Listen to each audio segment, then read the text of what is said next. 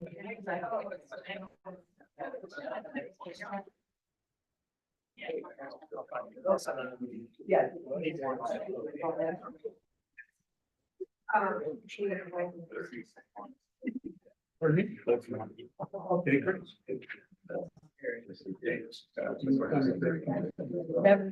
27.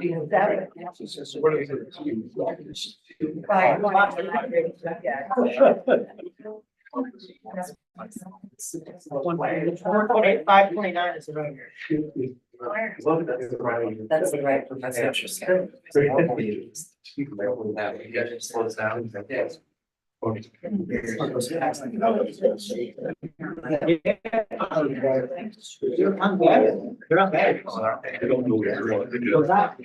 That one's hard to know.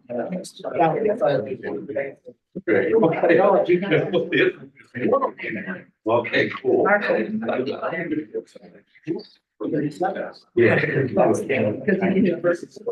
right, good evening, everyone. This is the meeting of the City of Harbor Springs Planning Commission. It's Thursday, February 22nd, 2024, 5:30 p.m. And welcome, everybody. Thank you so much for coming out tonight to help us think these things through. And can we start with a roll call, Jeff? Sure. Nancy Rundell. Here. Barry Lustgarten. Here. Mark Bidet. Here. Bill Mulder. Here. Tony Johnson. Here. Bob Thoma. Here. Vanessa Warren. Here. Rick Turchinsky. Here. Steve, we have a form. Just wait a second. We need to dig some more chairs out. I can. We have another one.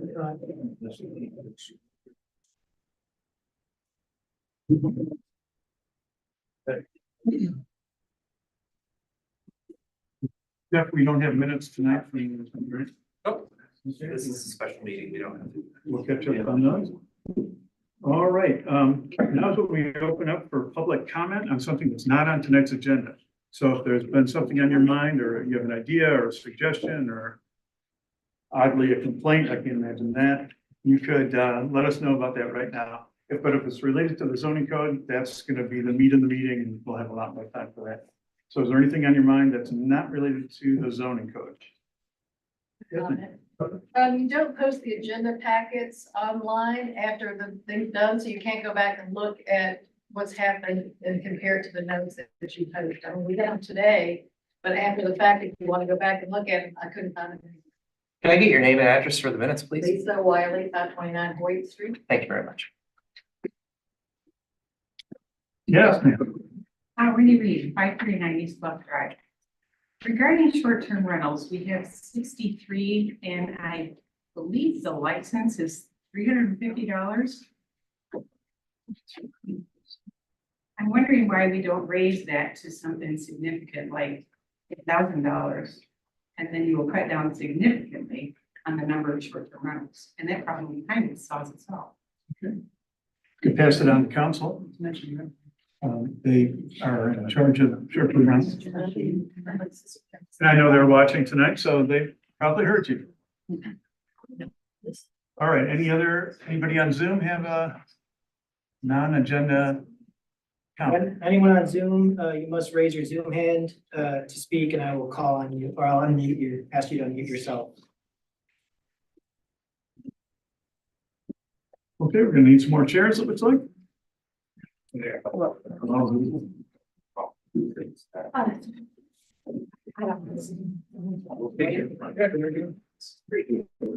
we got 5 more of them.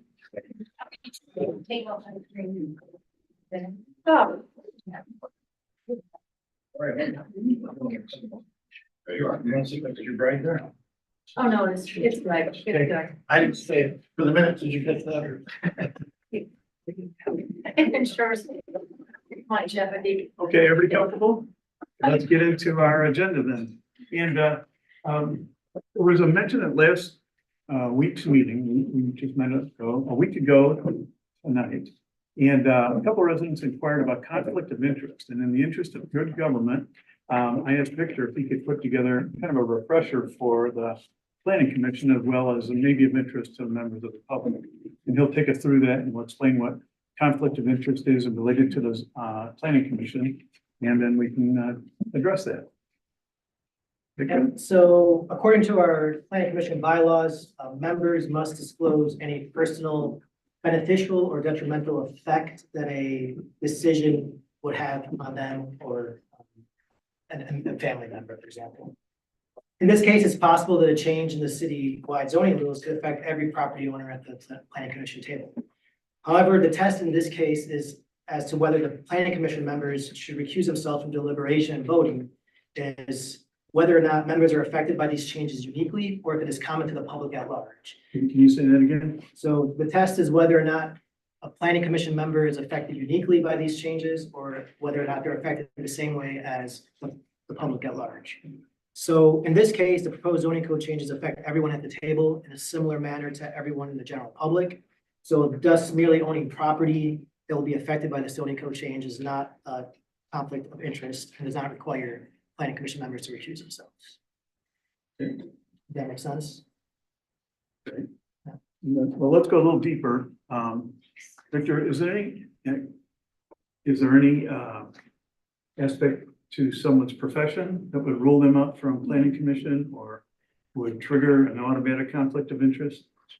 No, so the state law actually, and for the Michigan Planning Enabling Act requires a planning commission, doesn't encourage, it requires a planning commission to be consisted of residents of varying backgrounds and professional backgrounds, ranging from economic, government, public health, natural resources, recreation, a variety of backgrounds. So they require the planning commission members to have that experience and those interests because they want that diverse perspective when creating zoning code and zoning code ordinances. So there is no, just by being a professional, just being a professional of a certain background, whether it's engineering, design, which we have on our board with, I think, a good mix. We have engineering, architecture, design, public nursing. We have people with business background. We have construction trades, which is exactly what the Michigan Planning Enabling Act calls for in a planning commission. So the whole purpose is you have a variety of perspectives that come to the table together to create a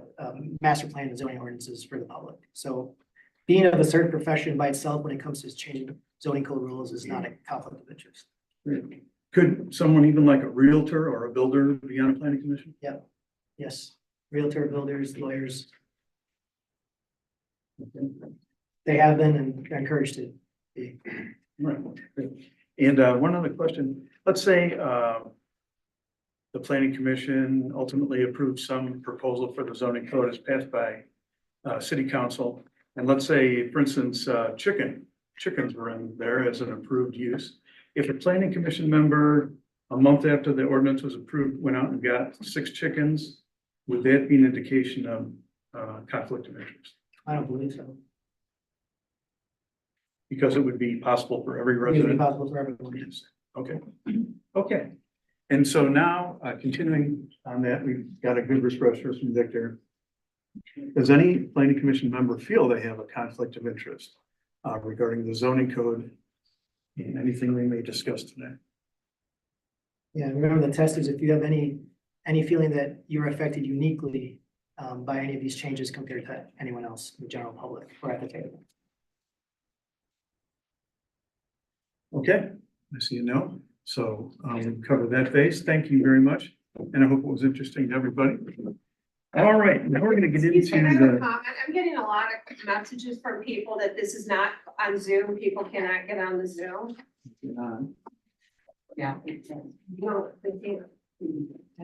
Might be a lot. 57 people on there. Happened before. And I had 50 Yeah, but there's a lot more that are on there. This happened last week that a lot of people have been blocked from it. And I'm getting bombarded with people that said they cannot get on Zoom. And your role in all this is what? With the messenger. I'm being texted by tax-paying citizens who are trying to get on here and they can't see it. It's not on Zoom. Zoom is on screen. Do you It just refer went up them to the 51 government? residents. There's no blocking of anybody on Zoom. People are able to access it. They are accessing it. I see now 59 people. It just went up to 57. So if they can't access Zoom, it's not on our end. Yeah. It's also on YouTube if they want to stream. And watch.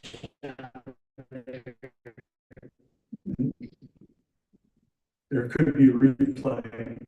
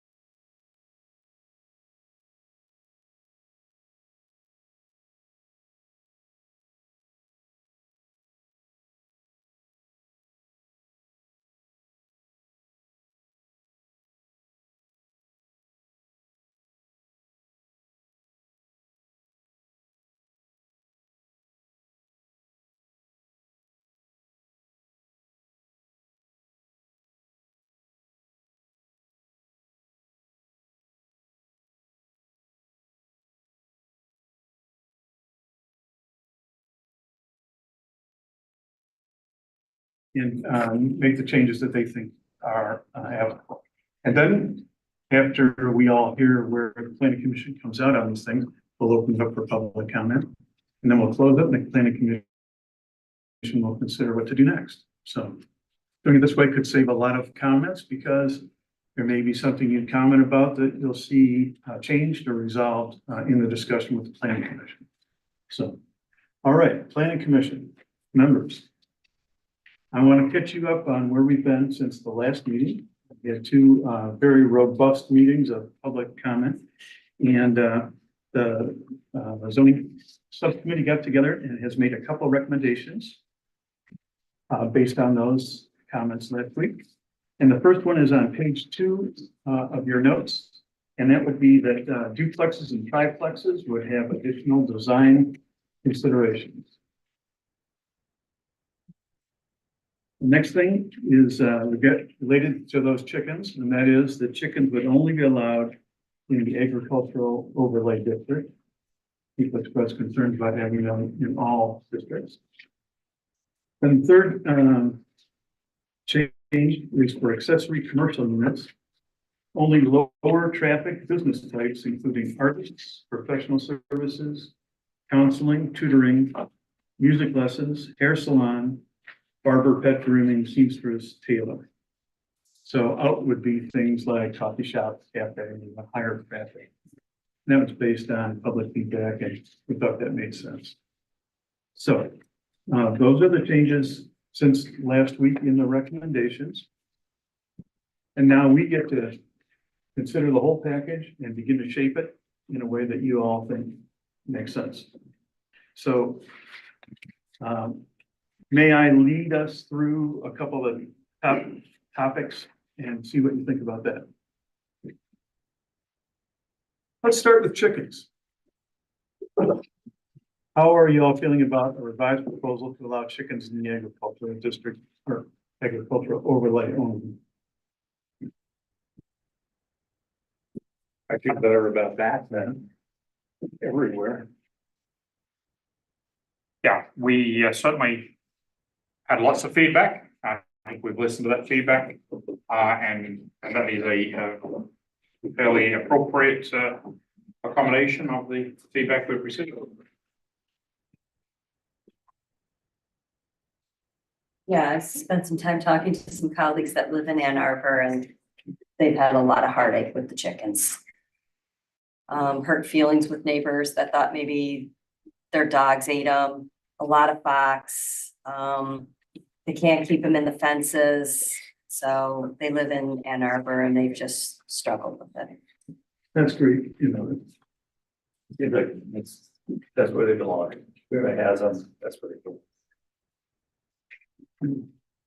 Anybody? Want to speak up a little bit? We'll try that, yes. I have a thought about chickens. Does anybody else want to jump in? Anybody super pro chicken? No. I think this has just become a distraction. And it's taking up a lot of energy and a lot of emotion.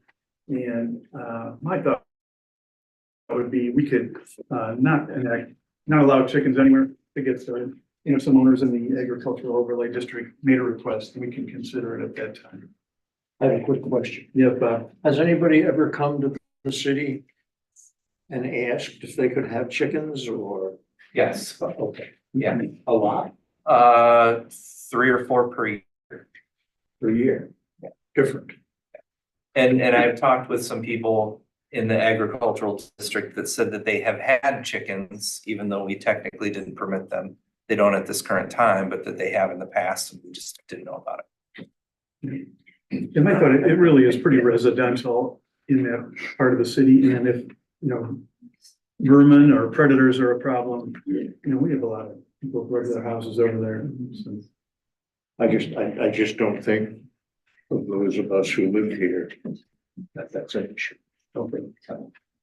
So this is where we're gonna try to, reach consensus, or at least, you know, determine what our position ought to be.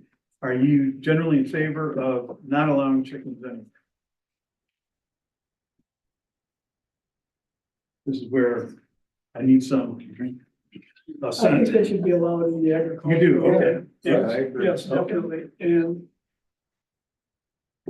I think that the overlay should be expanded to the Arbor Street area too, and allow the chickens there.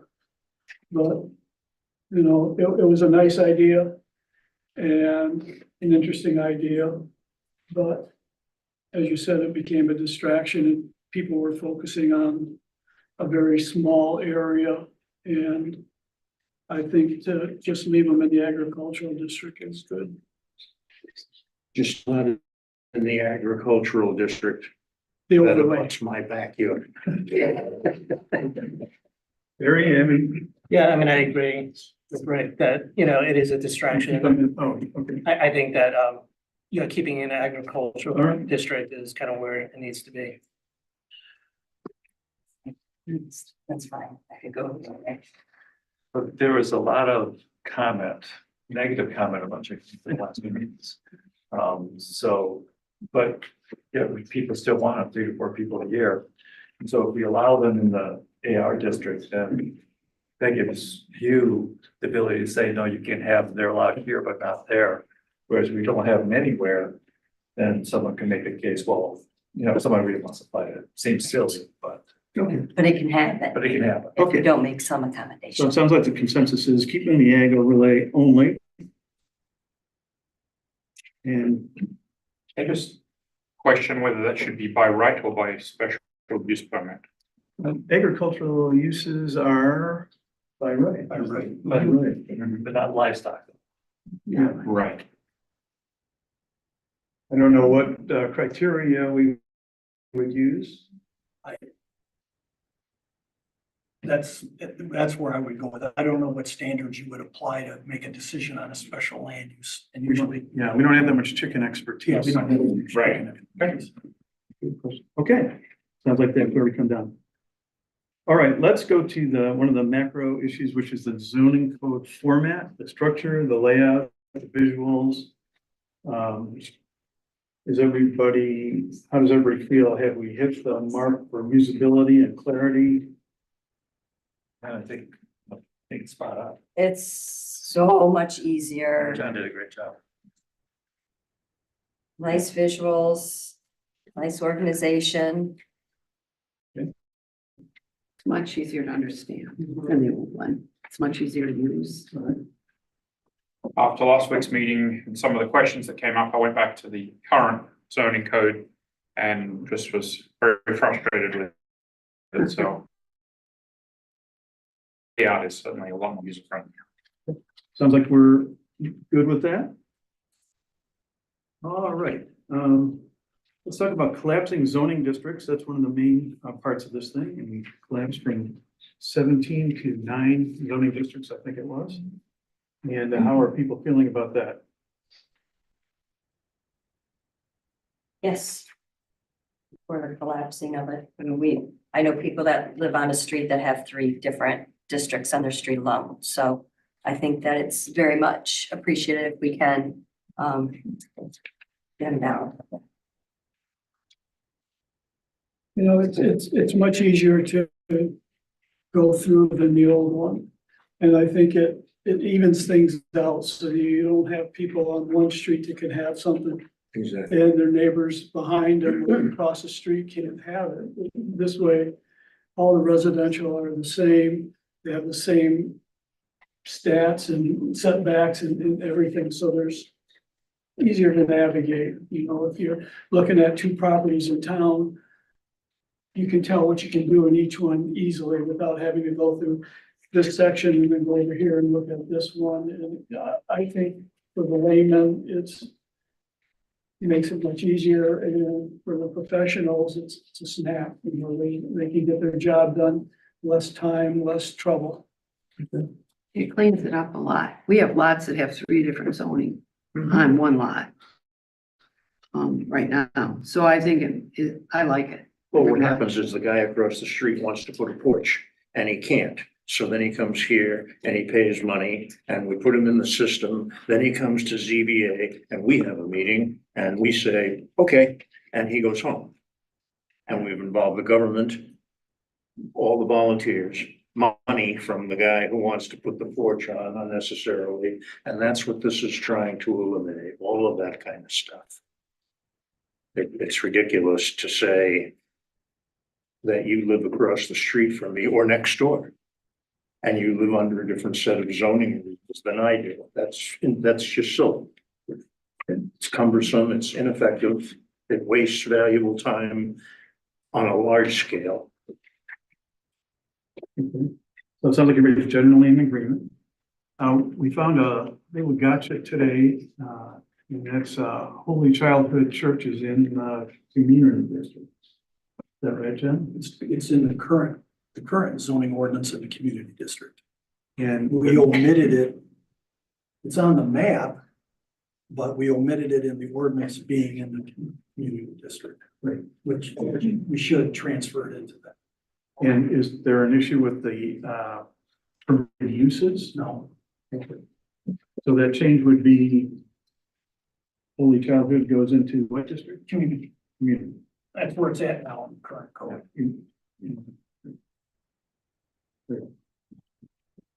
And then, so. Is that where the other churches are? Some of the other churches are in the other residential districts where they're located. Why the difference between the churches? Why are some churches? The community district in the CBD, at the end of the CBD, there was public parking lots. And so it made sense just to have the community district cover the church area as well. Okay, So, but we didn't transfer it over in the new code, but in the old code, it is in that district. So that was a catch that we had today. City attorney. Okay, so, and then I gotta tell you, some property owners on Bay Street who are in TR today have inquired about whether they really should be included in CBD or into some residential code. And so, John, Jeff, do you have any thoughts on that at this point? I can take a stab and then maybe Jeff can jump in as the zoning administrator. The current ordinance in the current zoning map has some of the properties on Bay Street and the TR, which is transitional residential. The intent of the district in the preamble of the district says that the TR district is set up to allow residential properties to migrate into commercial and commercial properties to migrate into residential. So it's kind of like a Over time. So it's kind of the properties can go either way. And that's why they call it a transitional residential district. The proposed ordinance brings them into the central business district. But what we did in order to protect the property rights of the residential property owners that are in the TR, we put those as a special use in the CBD. So the people that have the houses there now automatically go into that category. So they're not losing any property rights. And the special use runs with the property, not with the owner. So the property owner can sell the house for a residential house. The property owner, if they want to tear their house down and build a new house, they still have the right to do that. So it does not change any of the property rights of the people that are the 7 or 8 properties that are currently there. It just, the reason.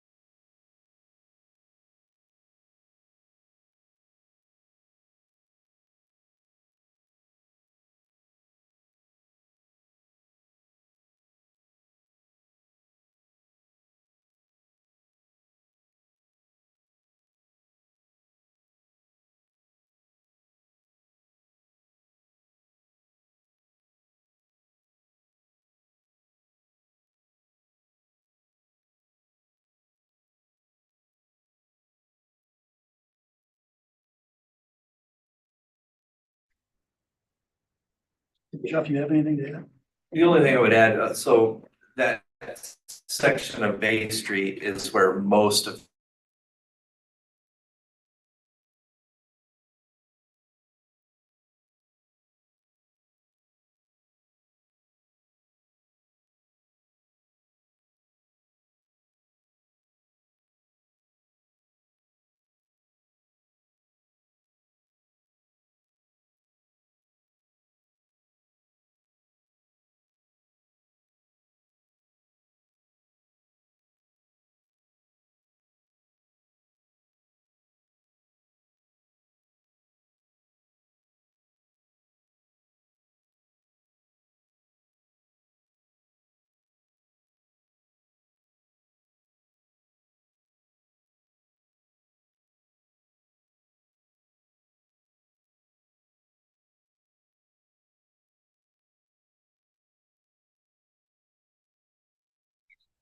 I'm not sure if there's a solution possible tonight on that. But, I think we ought to offer to have a session with those owners to talk, specifically about uses before, uses after, and to let them kind of make their case about, how they see their property being used and, what the rationale is for a different approach if there is one. So why don't we plan to make that offer? Sometime as soon as possible. And we can all put our heads together on that. See if there's a different approach we'd like to bring back.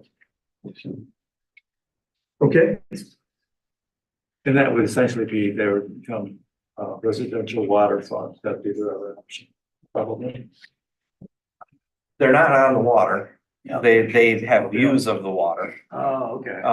Some, That would also take some properties that are currently conforming, like the yacht club, and it would make them non-conforming because those uses wouldn't be permitted in a residential district. okay. If you were thinking of combining them with a different district, another potential option might be the B1 district, which allows for residential use as is it a by right or through administrative committee approval? Administrative review, but would not require coming to planning commission or anything, and they're already there. Still allows for some commercial activities, which there are some in that area. But it would preserve where the CBD doesn't have setbacks. The B1 does have setbacks. Yeah, I mean, the issue there with the TR, transitional districts are using a lot of zoning codes throughout the country. Because they usually tend to be, they're located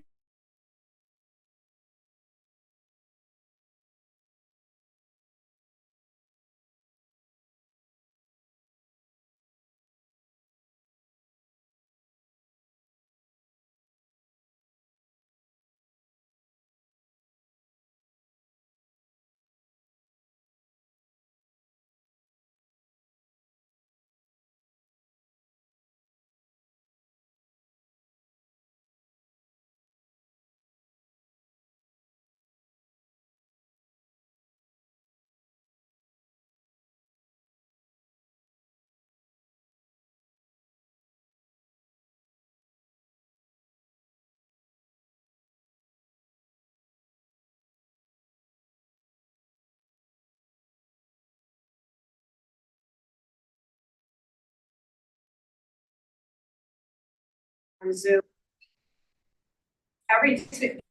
They're all getting kicked off the meeting. Nobody can hear a word. Our phones everywhere in here are blowing up from people we know. So why is Zoom not made available tonight? So Zoom is made available. What I suspect is happening is we have so many users in this room that are accessing our Wi-Fi that has created unstable Wi-Fi connections. So it's booting us off. It's not an excuse, it's true.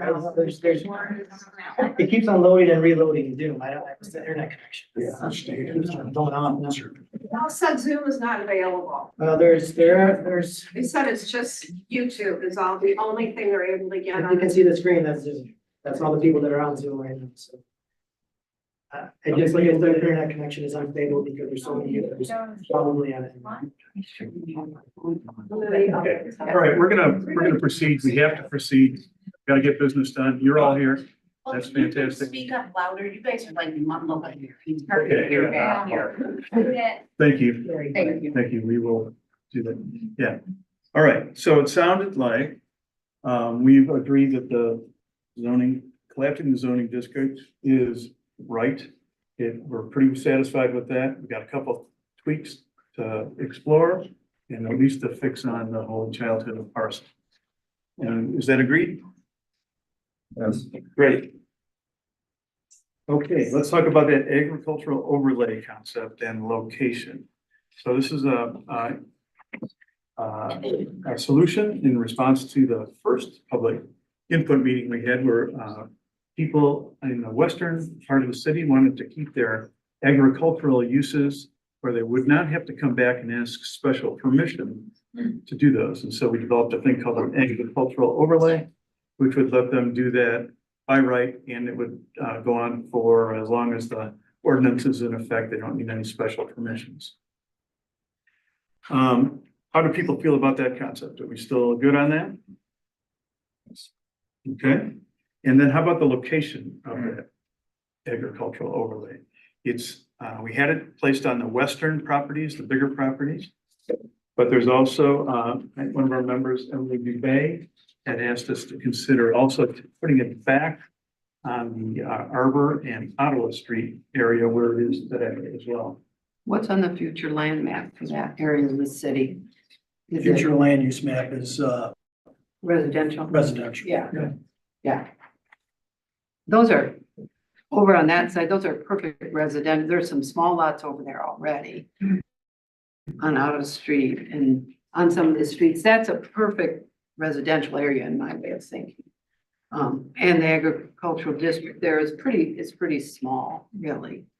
I don't really know why it ended up over there in the first place, but I like the idea of the overlay. I think we, worked with the folks that came to us and were concerned, and I think it's a good compromise, the overlay on the western side. Barry, any thoughts?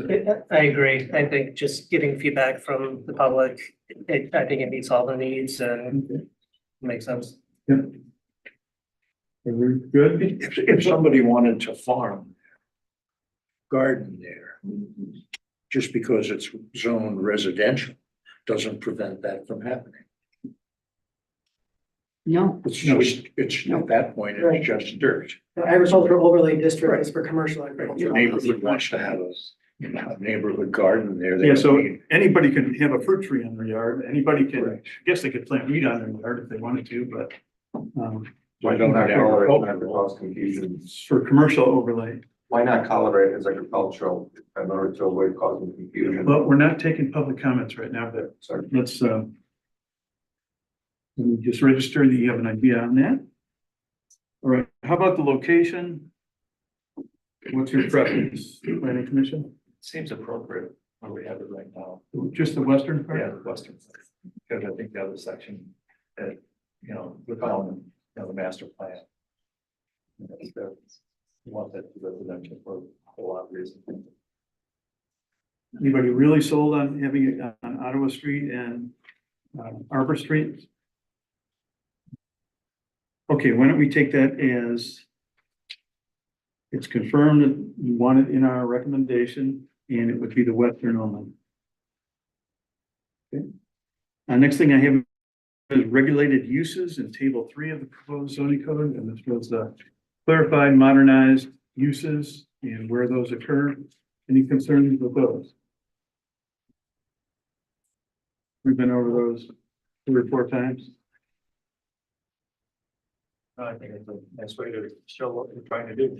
Okay, very clear. Works well. Okay. Yeah. I'm taking that as assent. Yes. Okay, here's a good one. New minimum residential lot dimensions. And let me get the right figures here first.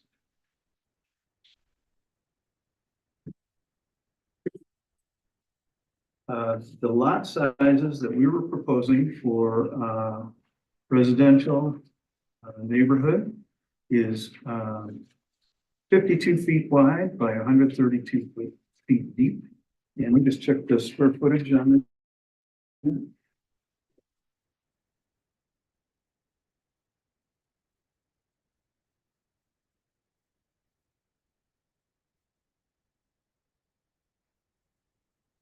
Anybody have that handy? Oh, yeah.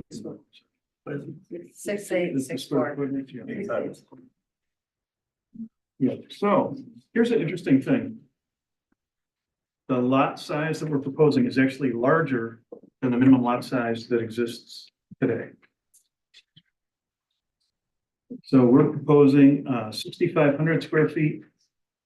I'm sorry, today it is 6,500, we're proposing 6,864 square feet. So it's actually an increase in the minimum lot square footage under the proposed code. So when people have had concerns about making lots too small and jamming things together, that's actually, this would argue against that. Where it does come into effect is the lot width that we have proposed. And we were proposing a 52-foot wide lot. And instead of today's 65-foot wide lot, even though the area still has to be greater. So concerns or ideas about those minimum lot dimensions? And this is one where there is. Narrower but deeper. Yep, it could be narrower, but it would have to be deeper and achieve the 6,500 square feet. So this is one that's caused concern because some people think it could be too crowded or too dense somehow. And this, these dimensions were modeled after one of our oldest and nicest neighborhoods, the West 4th and West 3rd Street neighborhood.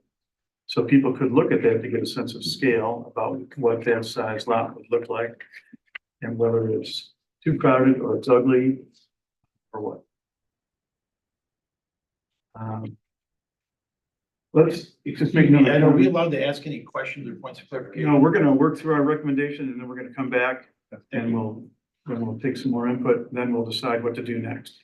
But this is the work we've been waiting to get to refine this, based on all the comments that we've heard. So let's just clarify a few things on lots. So, there's nothing about this that would require someone to create a new lot in the property. And the city's not asking anybody to create new lots. The city's not requiring anybody to create new lots. This is an option for people as they have an option today. Properties, 1 or 2 properties are split every year on average. And sometimes property lines are just adjusted. So if we're not creating more land, and we're not, the city's not going to sell any property it owns for residential development. And yet people still have concerns about it being too crowded. Does anybody have any thoughts on that?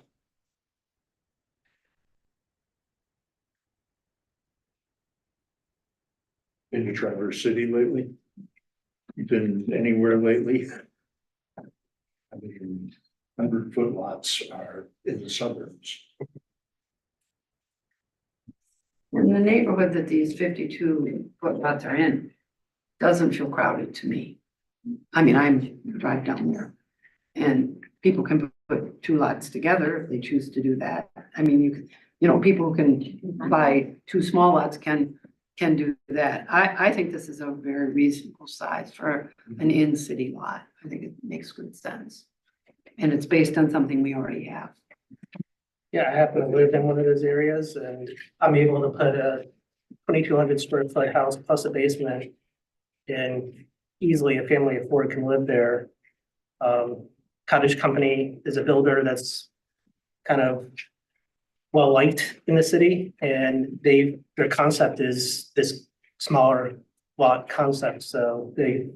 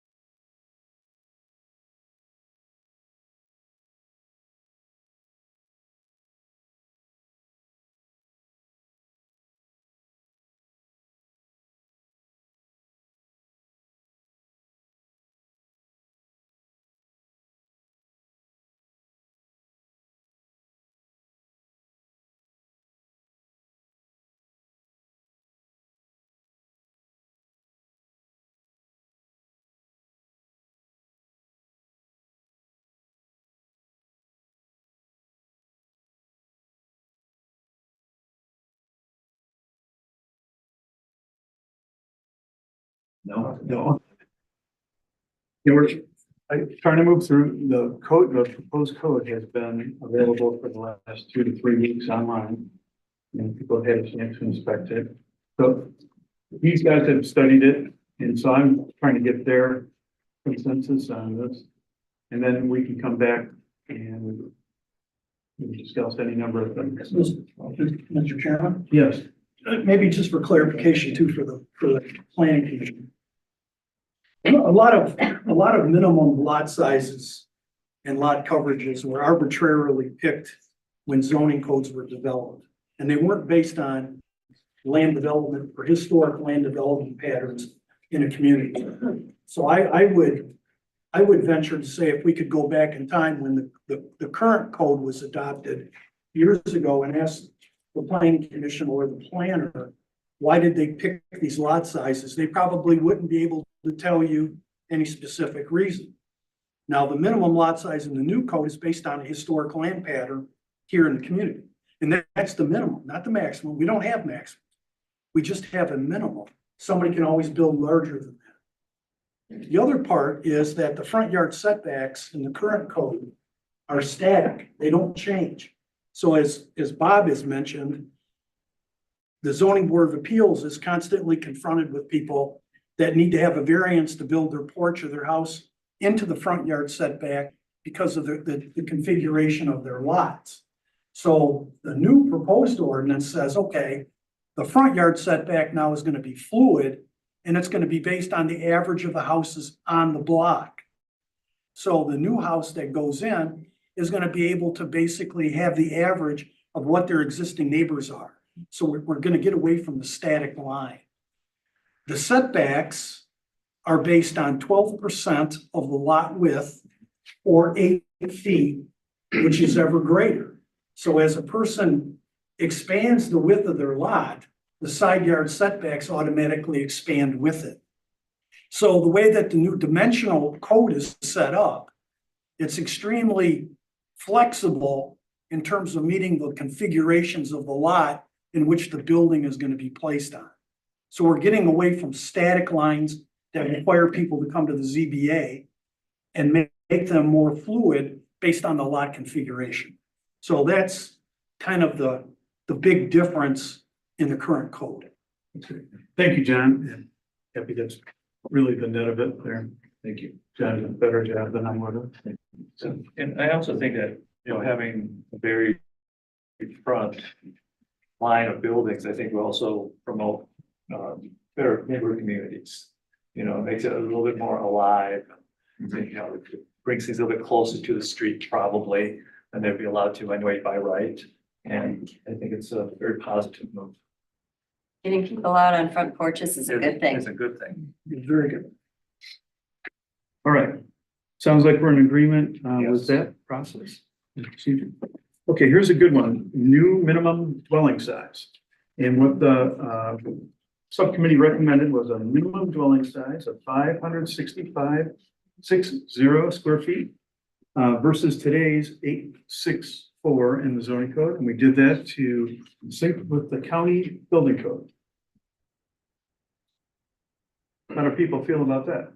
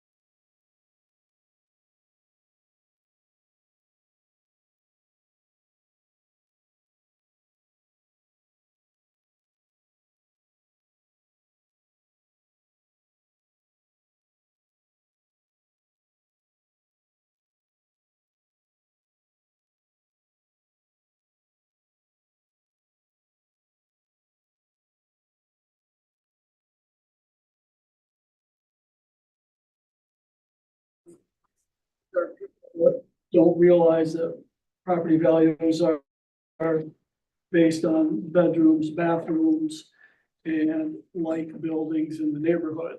And so smaller houses doesn't mean smaller property values. It probably gonna help theirs because it's a bigger house and it has more amenities to it. Can I clarify, is that 560 square feet the minimum floor area of the structure or the minimum ground floor area? The minimum square footage of the structure. Okay, You technically could have a 560 square foot footprint, 2 levels, so you end up with almost 1,100 square foot home.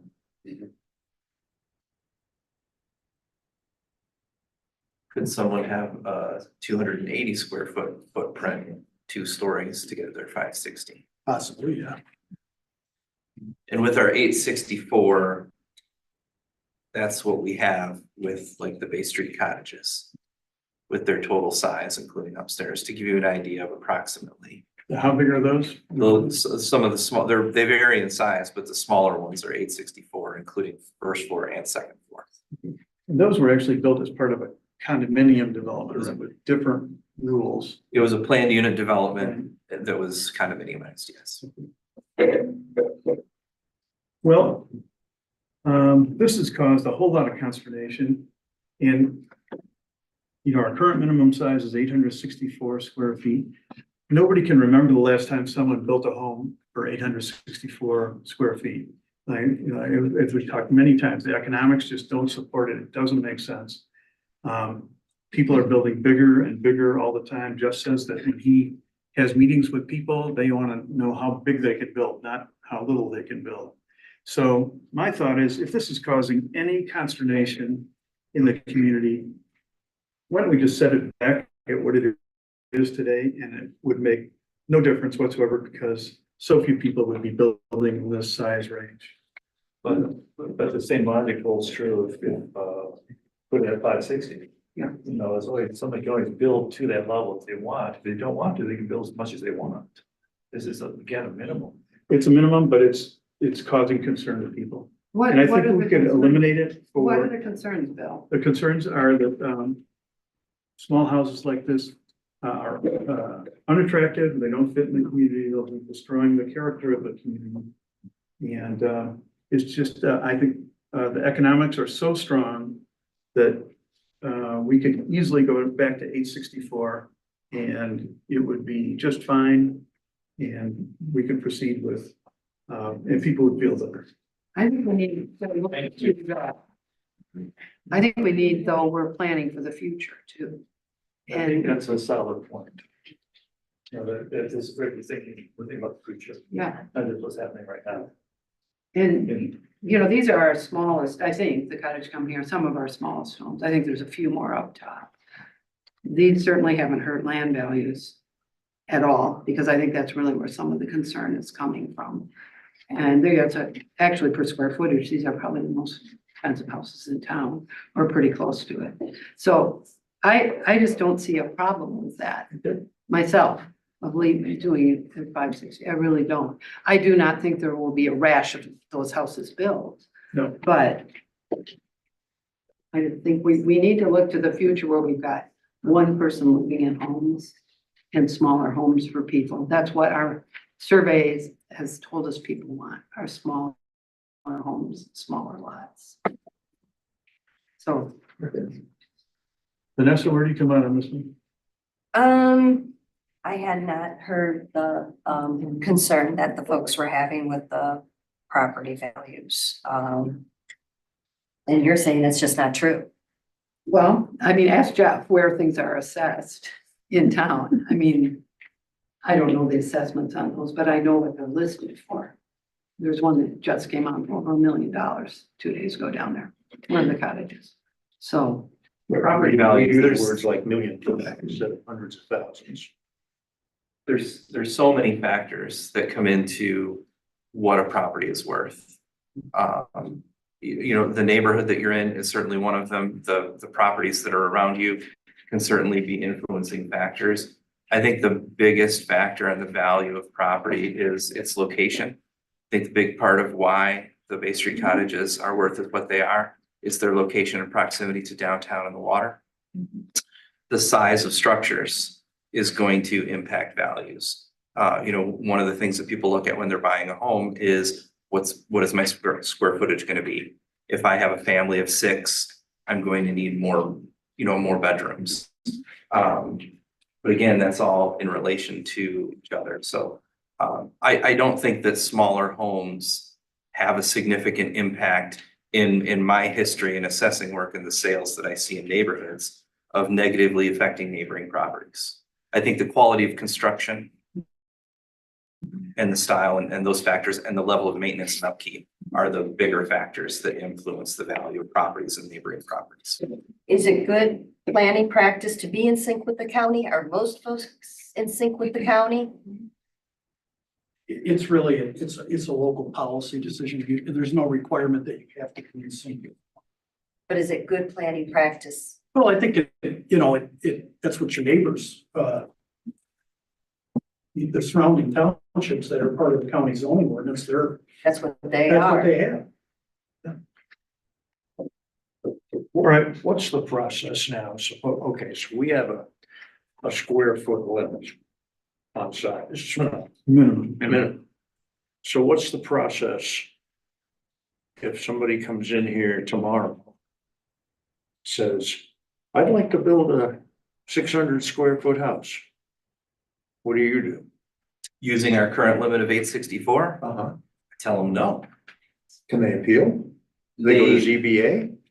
They would have to go to the zoning board of appeals and they would have to convince the ZBA that they have a practical difficulty of why they need to be able to build smaller than what our limit is. Okay. And So there are alternatives to changing the zoning. I'm trying to get in line with what you're saying. Put the fire out, forget about it. And if somebody wants to build a small home, they'll come and see Jeff. And then they'll come and see me and we'll either make it happen or not. So that would argue towards which figure Just leave it the way it is. in today's, Yeah. our current. It'll turn the heat off. That's not really the factor. I understand. I just think there's actually a very small difference between those two sizes. But, and it won't matter anyway, because people just aren't gonna be able to build a home that's small. Why do you say they're not gonna be able to Just, build in that small? laws of economics is what makes sense. With the, cost of land and with the minimum lot sizes we have, I mean, those, if someone created a new lot, it is not gonna be cheap.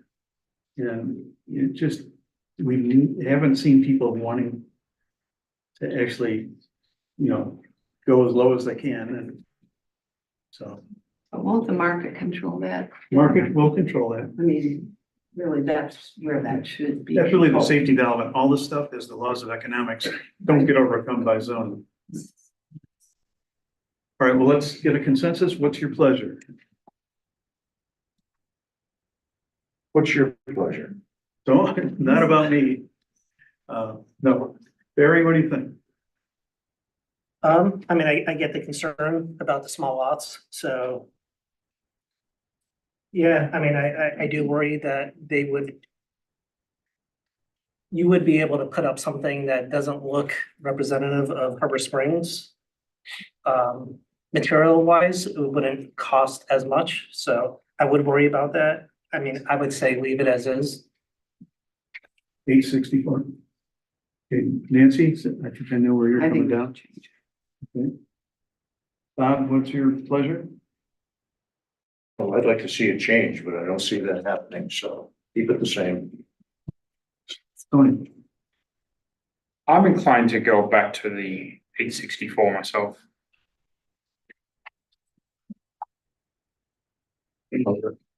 Oh, Rick, I'm sorry.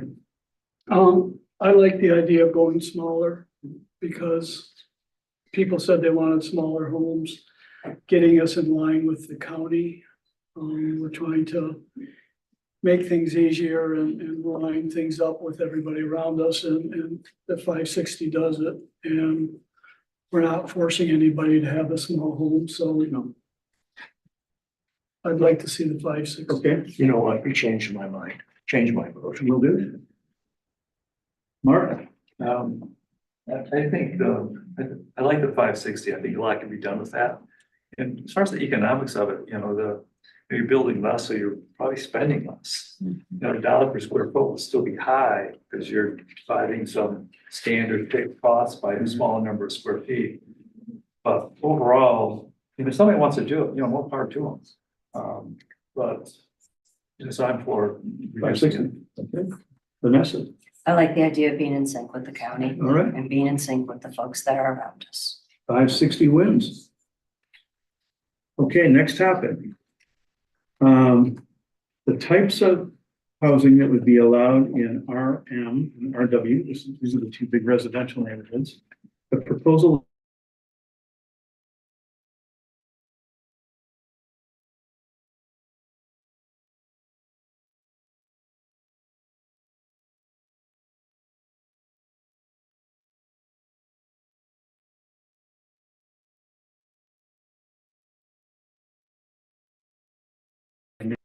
all right. How do you feel about those? Let's start with Vanessa. It's 4 uses. Yeah, I don't have a problem with these. We've talked a lot about this.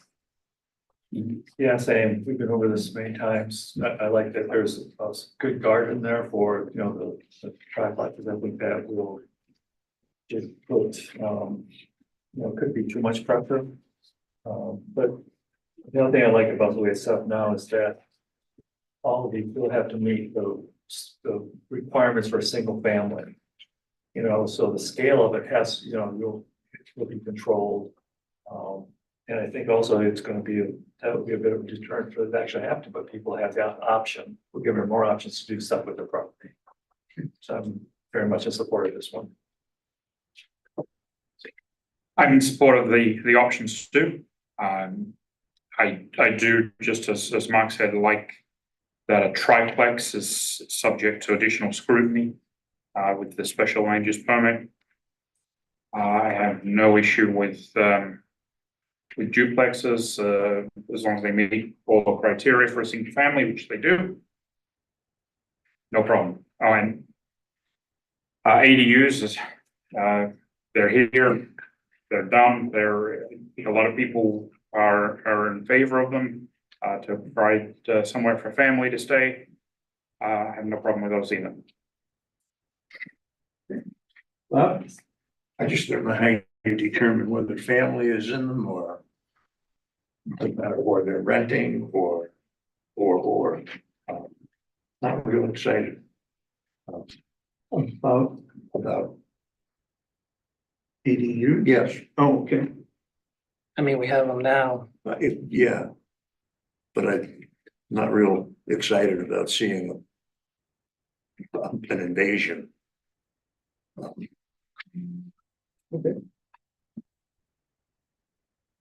Nancy, I'm good with those. We talked about those a lot. Barry? Yeah, I'm great with them. I mean, we have duplexes now on Main Street. We have duplexes across from the beach. They fit in well with the city. As far as the triplex, to be able to come to a planning meeting to discuss it is, I think, good. And as far as the ADUs, I mean, like you said, they're here, we're already using them. So I think it's a good option, so. Let's just, wait a minute, Rick will be good. Tell you, about ADUs. You know, we've had them for decades, as guest cottages, the most prevalent design seems to be garage apartments. So they're all over town as garage apartments. They're in weekly as garage apartments. I think they can look quite pleasant. The, many things, would prevent you from building an ADU. If, number one, you have to have the need and want. Number two, you have to have enough property and availability to work within your setbacks.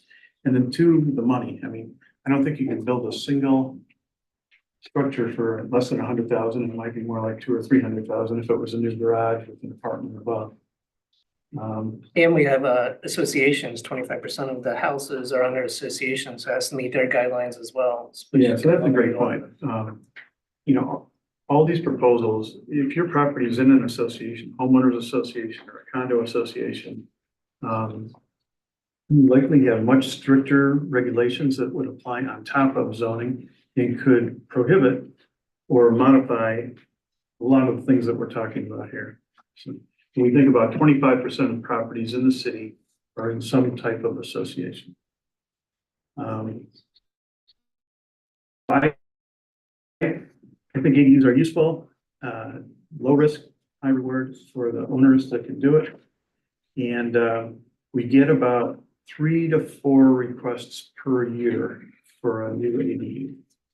And so that tells me that it's not going to be a high volume solution. And the other thing is that we're over regulating today. You know, we require your guests to leave after 21 days and then not to come back for 30 days and then the clock can start over. And so we think that's not fair and not the correct role for government to say that. So anyway, I'm strongly in favor of ADUs. Rick, we are confirming support for the uses in residential districts for single unit duplex, triplex with special land use and ADU. What's your feeling?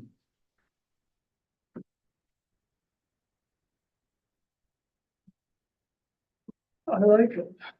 I think it's good. And again, you know, ADUs, I think the marketplace is gonna restrict them too because of the cost, but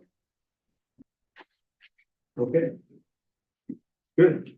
Next thing is accessory commercial units. This concept here is a small neighborhood business that can be located in an accessory building on your property. And this is the one that was modified after last week's meeting in terms of a recommendation. And the committee took out the uses that would generate the most traffic and took it back to the types of businesses that you can operate out of your home today, and essentially moving that as an option where you could operate an artist studio in an accessory building on your property if you had one. And you have to own the property. You have to own the property. Essentially, it's just the same thing that we wrote a lot of do today, as a home occupation in a home, to another building. For the CEO. And it is a special land use in all the residential areas. You have to come and ask before you can make it a commercial. And it's small. It's very small.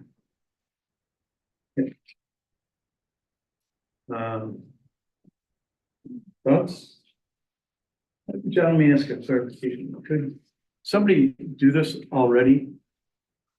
Yes, They had, some of the guest houses that we review, in fact, the last one that we reviewed that's being built right down at the end of the street, has a 3-car garage, and then on the second floor, they have a large rec room and a large office space. So that there, in some of the guest houses that we've reviewed, people are already putting offices in. I think I would add, I don't think we have a limitation or requirement that in our current zoning code, home occupations have to be in the home. I think we already have some home occupations that were in ADUs already. This is just basically taking future home occupations that would be in ADUs and requiring them to get special land use approval. So it's actually more. Oh, it's more. protection. Yeah. This is, So I think, Is this necessary? to have special land use approval. No, I mean, is there some extra value in us putting an accessory commercial unit into our code as an allowed use when essentially people can already work where they want to on their properties? I think it happens here more than other communities. A lot of folks stay within their home. They have a home office or home use. It's like the applicant that came here about 6 months ago to put a pet grooming in her house that we approved, the planning commission approved. But I find that here in Harbor Springs, when people build a guest house, they're also integrating into the guest house a separate office area. So it's kind of already naturally, organically already occurring here. It's just not expressly authorized. It's just not expressly authorized. And I think it would be good for us to do that. That way, we already have some minor differences between a home occupation and an ACU in some of the requirements. This also provides us the opportunity to continue to deviate and have different regulations for them as we see fit in the future, should we need to. Yes, and That's a like, good point. and like the guest house, which is now approved by special approval, the ACUs would be approved by special approval, which would require everybody within 300 feet to be notified. So they have an opportunity to come to the planning commission and give their input. Okay, so it's already happening today. Just by nature. Question, do we want another layer of regulation? Or are we better off just let it happen free flowing? With the ACUs, they're allowed signage, correct? Yes, it's Yes. on the face of the building. On the base. On the face of the building. So the difference between me building an ADU in my backyard and doing my tax work out there for people is really, the only difference is I wouldn't be able to put a sign up for it. And, so there's nothing to stop me from doing that. It's an extension of my home. So do we really need an ACU section to complicate our lives? The one thing that I hear from people is their concern is that they don't mind the business, but they're concerned about the upkeep of the building and the traffic. And it seems to me if they're already doing it in their house, let them do it in an ADU and just have that and take away this layer of regulation and simplify our lives and their lives a little bit more.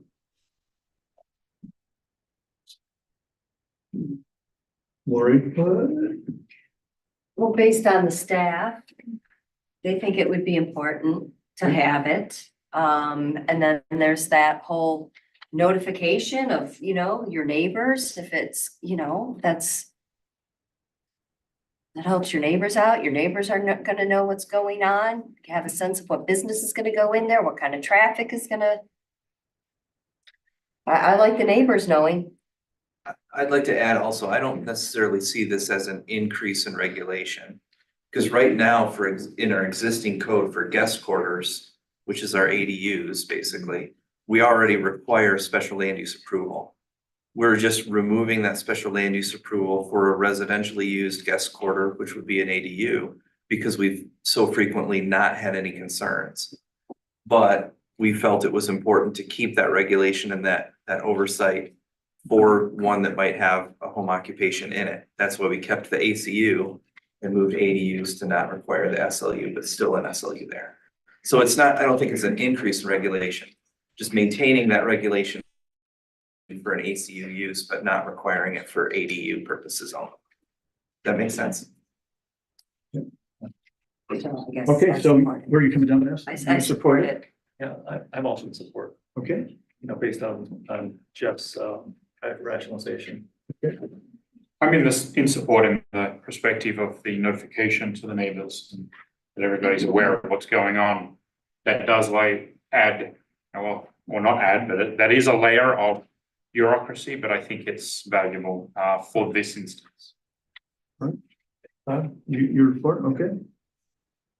Rick, you said no. No, Nancy, you're for it? Yeah. Barry? I'm for it, I agree. Okay, I'm a no, but the yeses win. Okay. Let's see, let's talk about flag lots. So this is the concept where if someone had a very deep lot, they could potentially split off a lot behind their lot and build a driveway out to the road. And it would have to meet all the same specifications of lot size and everything else. It's a new option and it's in keeping with the theory that we wanted to give property owners a few more options about how to use their property. How do people feel about that? I'm very comfortable with it. There are several in town. There aren't a whole lot, but there are several and a lot of people don't even realize they're there. It really isn't something that you notice, and there aren't a whole lot of lots in town that can accommodate this anyway. You need quite a deep lot. You need quite a deep lot to do it. And wide enough to put the separate driveway. So Be sharing too. I think it's a good option for Okay. the lots that we have that accommodate it. That's a yes. Oh, Barry, you said, Yeah, I mean, I agree. I don't think it's really gonna be an issue because again, 25% are under association and then the amount of lots that are able to accommodate it. So it's gonna be pretty minimal, so. Rick? Yep. You for it? Bob? Yeah, we've just given permission to some people on Lake Street to do that. They're gonna cut through and build, what are they gonna put? 4 houses in there, 5, I can't remember. Yeah, that's Part of a condo. part of the condo. Tony? Yes, I'm in favor. Okay. Yes. Mark, Vanessa? Yes. And I'm a yes. So let's check. Let's see. What other topics would you like to talk about in code?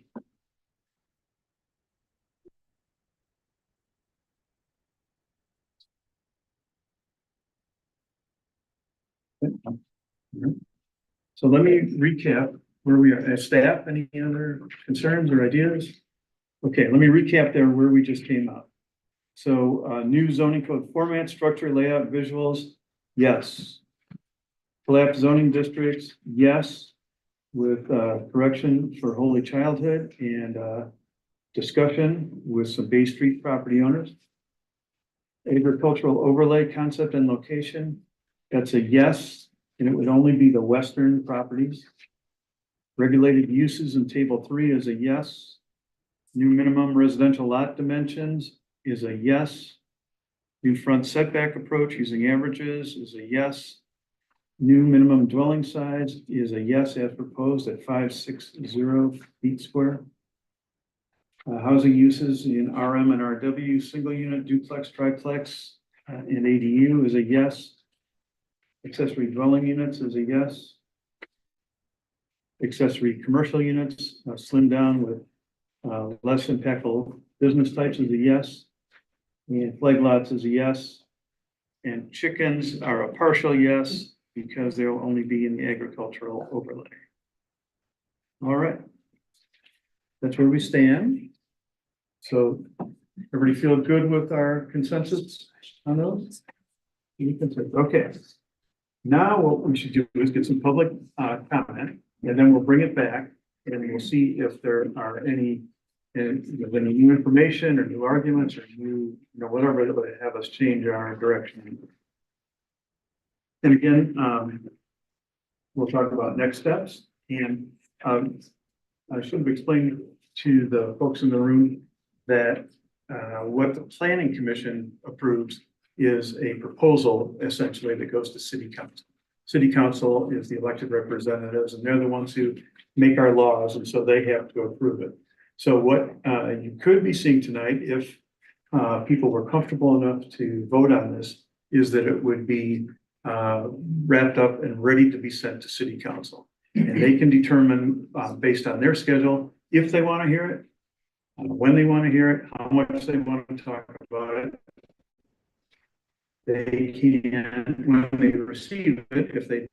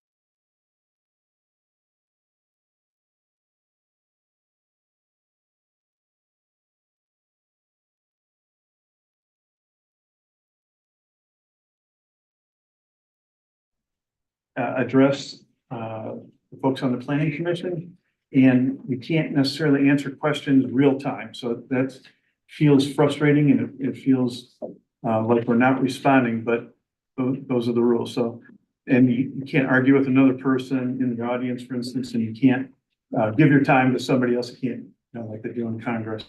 So anyway, now's the time to tell us what you think about what we just decided as a team, and then we can we'll close it out and then we'll come back and assess that. Yes, sir, in the back.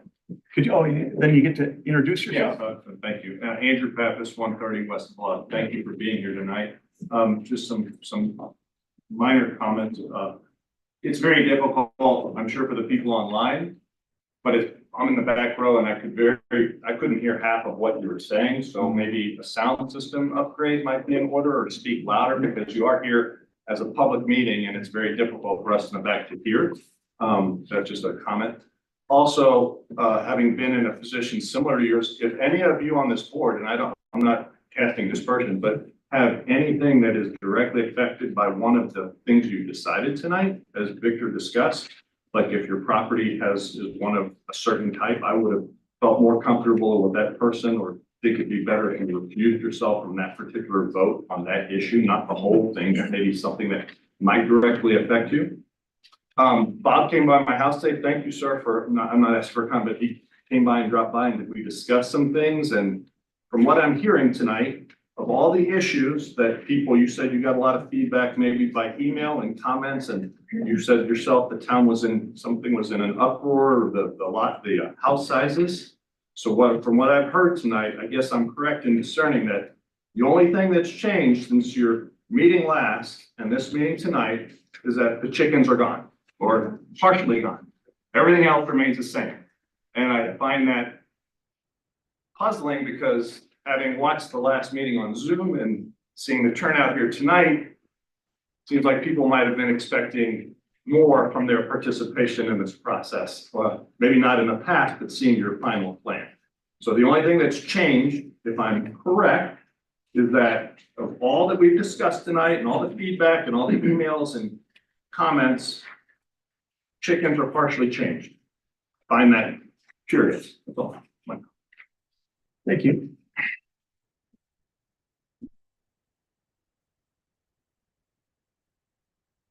Usually we do folks in the room first, but we got a couple hands up on Zoom. Anything, Victor? Mayor Williams? That, this is Carter Williams. I think I'm unmuted. Yep, we can hear you. Okay, this is Carter Williams. I own 355 East Bay Street, which is in the TR zone. And I just want to be clear that we sort of understand the issue on TR. So I do appreciate that there's a discussion about it, what it should be.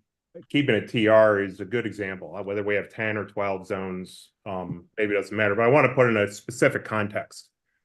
So TR change will allow someone to come in and buy Millie's house, the one right there on Gardner and Bay, rip it down and put a 3-story building from Main to Bay with no setback by right. They can do that all up and down the street in any of those houses in the front. And that is all prime real estate. So let's put this in context.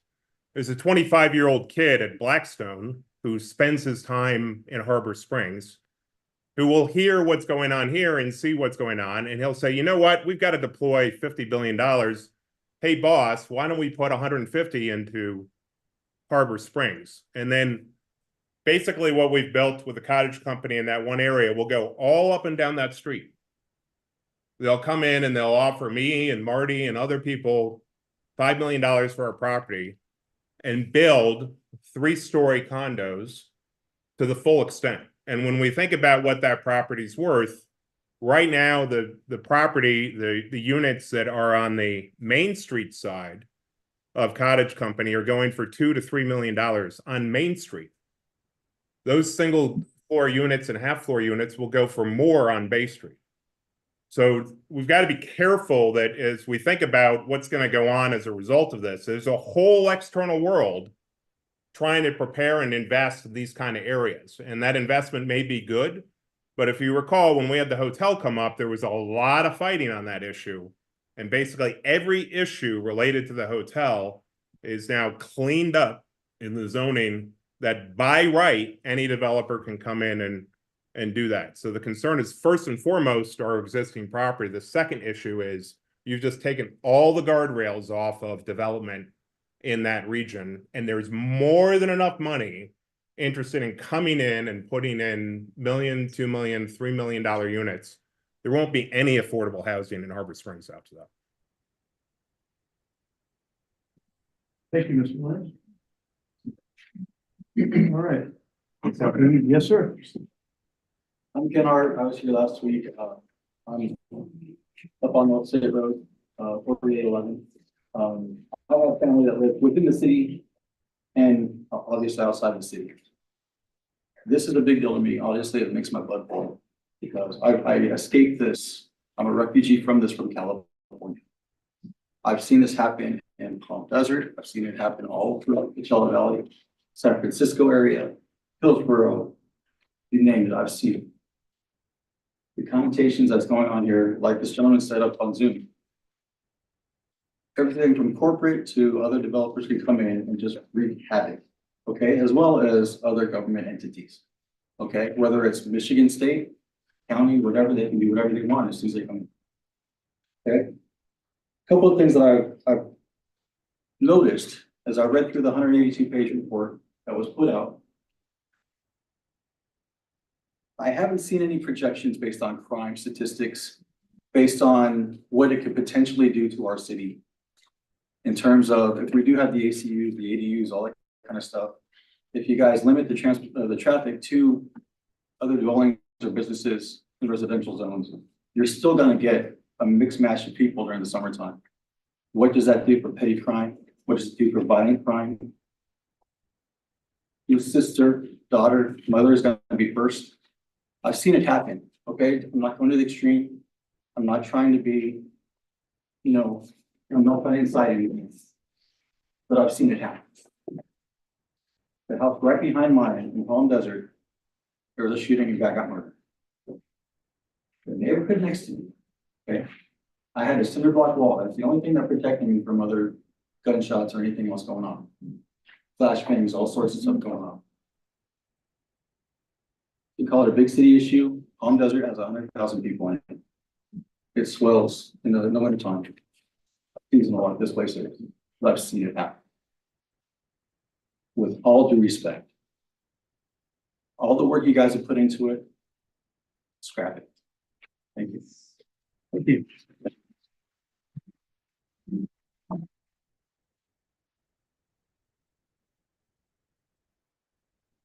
Yes, ma'am. Hi, Karen Hopfield. I live outside of town, 5765. I'm in Birchwood, and I'm a previous owner of 675 Bay Street. 675 Bay Street, one of the cottage companies, is a 1-floor, 2-floor, depending if you can walk upstairs, you're a single occupant. There wasn't even room enough for a suitcase. So Mark, when you say that we need smaller places for one person to live in, it was hard. It was hard to live there. A couple of things that I have a problem with. I have a problem with the speed that we're trying to work this through. I have a problem with the setbacks and the cookie cutter fronts that we're going to see. I like the idea of sitting on my porch and not seeing my neighbors next door to me. I have a problem with maybe these churches and how they're in the community areas. I know that when you have churches that you like to have some of your pastors live on the church grounds, and that may not be in your rules and regs for churches. I don't understand what the height restrictions for the downtown area are, because there could be a historical overlay that could interfere with that. I think we need answers on that. The list of Jeff Grimm's complex issues of maybe this little property here, this little property there. I think that it really needs time for you guys to come and send this to council. I think you're gonna have more problems than you're gonna be able to solve right away. Taking away the AG on Ottawa Street. Have you asked the neighbors on Ottawa Street about their agricultural use and what they think? It feels like that maybe has been left out. I'm against the redevelopment ready part of this. I don't think that we should do that. What about the height restrictions of the ACU and the ADU? You're talking about floor area footage, square foot, but nothing about the heights. And then when you talk about the ACU grooming of the pets, I would never want to have pets in my neighborhood be groomed. They bark. And I think if you aren't really, really careful about the choices of your ancillary little commercial things, you're gonna get in trouble. Thank you. Thank you very much. JT Charles, 285 East Bay Street. I'd like to thank the commission for your work that you put forth to try to simplify the code. However, my question I know you can't answer is, why is there a magic number in 9? Okay, we've had a nice conversation today. Bill, I appreciate your time. Victor, I appreciate the email responses back in a timely manner. I just think that we need to have further discussion in changing that Bay Street TR. And fully understand Jeff's comments and John's comments with respect to what were already special use. I don't think there's a resident on that street that understands. I'm the only full-time resident on the street right now. There's 9 residents. I'm sorry. Are you full-time? I am. Where are you at? I'm fine. Well, in our section, up to Judd, from Sipinski at 233. To the best of my knowledge, I was the only one because I'm the guy that always clears the sidewalks. So anyhow, I welcome the discussion. As far as having other residents available, it's February.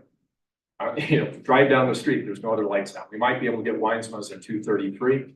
Carter, I don't think, I think he's on the Zoom now. But I do welcome that discussion because we do have a lot of concerns, but thank you. Yes, sir. Yeah, Tom Varner, 2174 Gulfview. I've been on several planning commissions, been on a city council. My understanding is that the master plan is more of a guideline and you're not required to sync the zoning to that. And of course, the master plan was not followed during the Irish boat shop construction. Number two, on these ADUs, it says, overregulated today. I mean, who determined that? Number one, what makes you think they're overregulated? And I agree with Bob on these, duplexes and triplexes. Who's gonna live there? What kind of, who's gonna move in there? Just like he was saying, crime and problems. Thank you.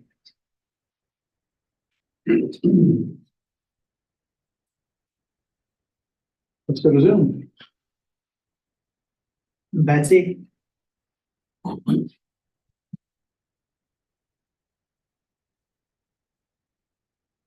Betsy, are you there? Calling Betsy. Mute yourself.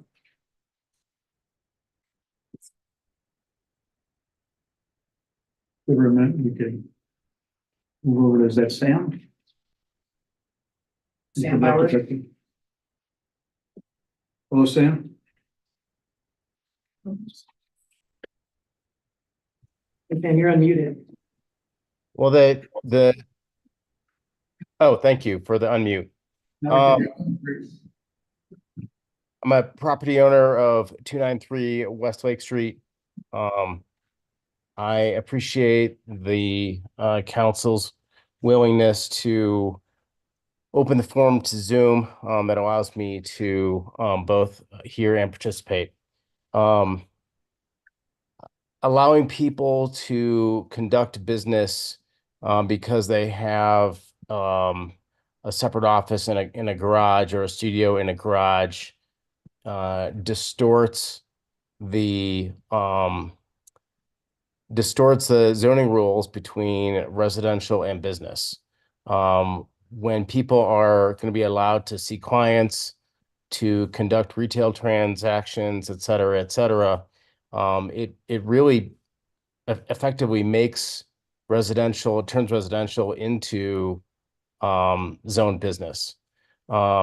It increases traffic and increases parking, it increases noise, et cetera. So I think while in theory well-intentioned, the ripple effect of allowing business to be conducted in residential areas just because somebody has an exterior office is a slippery slope. Thank you. Thank you.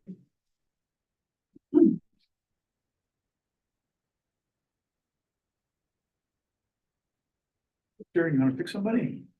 John Fox. It's nice. Yeah, hi, John Fox, 309 Pine Street. I'd really like to follow up where Sam just left off. In the discussion on the ACUs, it seemed like the Planning Commission was talking more about home occupations. If I was an architect, if I, whatever it might be. And based on what I see, it says it will allow lower traffic business types.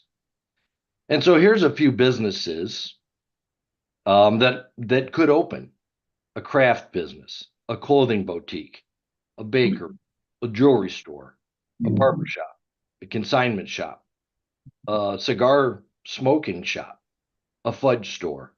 These are just a few examples that when we talk about opening the door, and Sam mentioned the word slippery slope, I believe that you're not going to be able to put all of these businesses in the not allowed category, number one. Number two, I go back to say, if I'm a small business owner, which I'm not, on Main Street or anywhere else in town, and I have a significant investment in facilities, in insurance, in people, administration, I believe that this type of action hurts the town more than what the benefit that it brings. And I'm not sure the benefit has been defined. As we talked about it last week, one of the benefits was it was improve the walking city. Well, I think you heard from a number of people that said the town is a walking city. So I would say that I am completely against ACUs. It doesn't fit in a residential neighborhood, and we should drive all of our business downtown. That's what Harbor Springs is, and that's the essence of it. And thank you for the time, and truly, a number of topics you guys are trying to accomplish here, and I appreciate that. I'm not an expert in all of them, so I won't comment on them, but from the business perspective, we're opening up a Pandora's box here. Thank you. Thank you very much. Okay, who's next, Victor? Maureen Kenny. Hello, Maureen. Yep, hi there. Hey, I just want to, this is kind of being overlooked. All of these zoning changes are being prompted by this RRC certification. I spent the entire day researching it and educating myself. If the RRC goes through, there will now be Quaint Harbor Springs. It doesn't matter if you live in a 1,000 square foot home, or I guess based on tonight, it's like 560 square foot, or if you're in a 10,000 square foot home, you're going to be affected by these changes. We're in a residential area, and we can have a residential treatment center put in right next to our house. I'm in healthcare and I'm empathetic to that situation, but it doesn't belong next to me in Harbor Springs or in a neighborhood where you're trying to raise your family. City officials continue this pattern of hiding the RRC. Since Victor, a city staffer, asked to reinstate the RRC in November 2021, 2.5 years ago, he fails to report to City Council at any of the meetings about RRC in his manager report. Only on August 1st of 2022 did he give a zoning update, which is what you all are speaking about today. Victor makes no sense for the past 2 years of RRC in his monthly newsletters. Upon review of the DDA meetings, all the minutes for the past 2 years, there is no mention to the DDA, our business owners, about this rezoning that allows for private residences, as others have spoke about, to open businesses in their homes, in their garages. This is real. I don't know if it's possible, but perhaps Victor could pull up the Trello report and share and educate at the end of this meeting to all of the community and where we're at with the RRC certification. If you look at it in specific about the zoning areas, 2 of our 4 criteria are not being met at this current time. But based on the zoning information, number 1, we need areas of concentrated development. Okay, let's check the box on that. Secondly, we need an additional housing type, which is why this meeting and these individuals are trying to push through this ACU, ADU, and tiny houses. They need that to check the box for RRC. So at this point, I would just ask for our residents to educate themselves on this RRC. This zoning affects everybody in so many different facets, and you're going to continue to hear about it tonight. Again, I agree with Andrew Pappas at the beginning. The only thing that got resolved tonight was the chickens. So I ask everybody to educate themselves and try and get this to a ballot in the future date. Thank you. Thank you.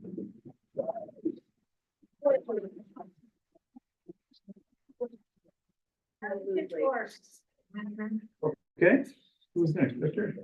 Robin Johnson. Robin Johnson.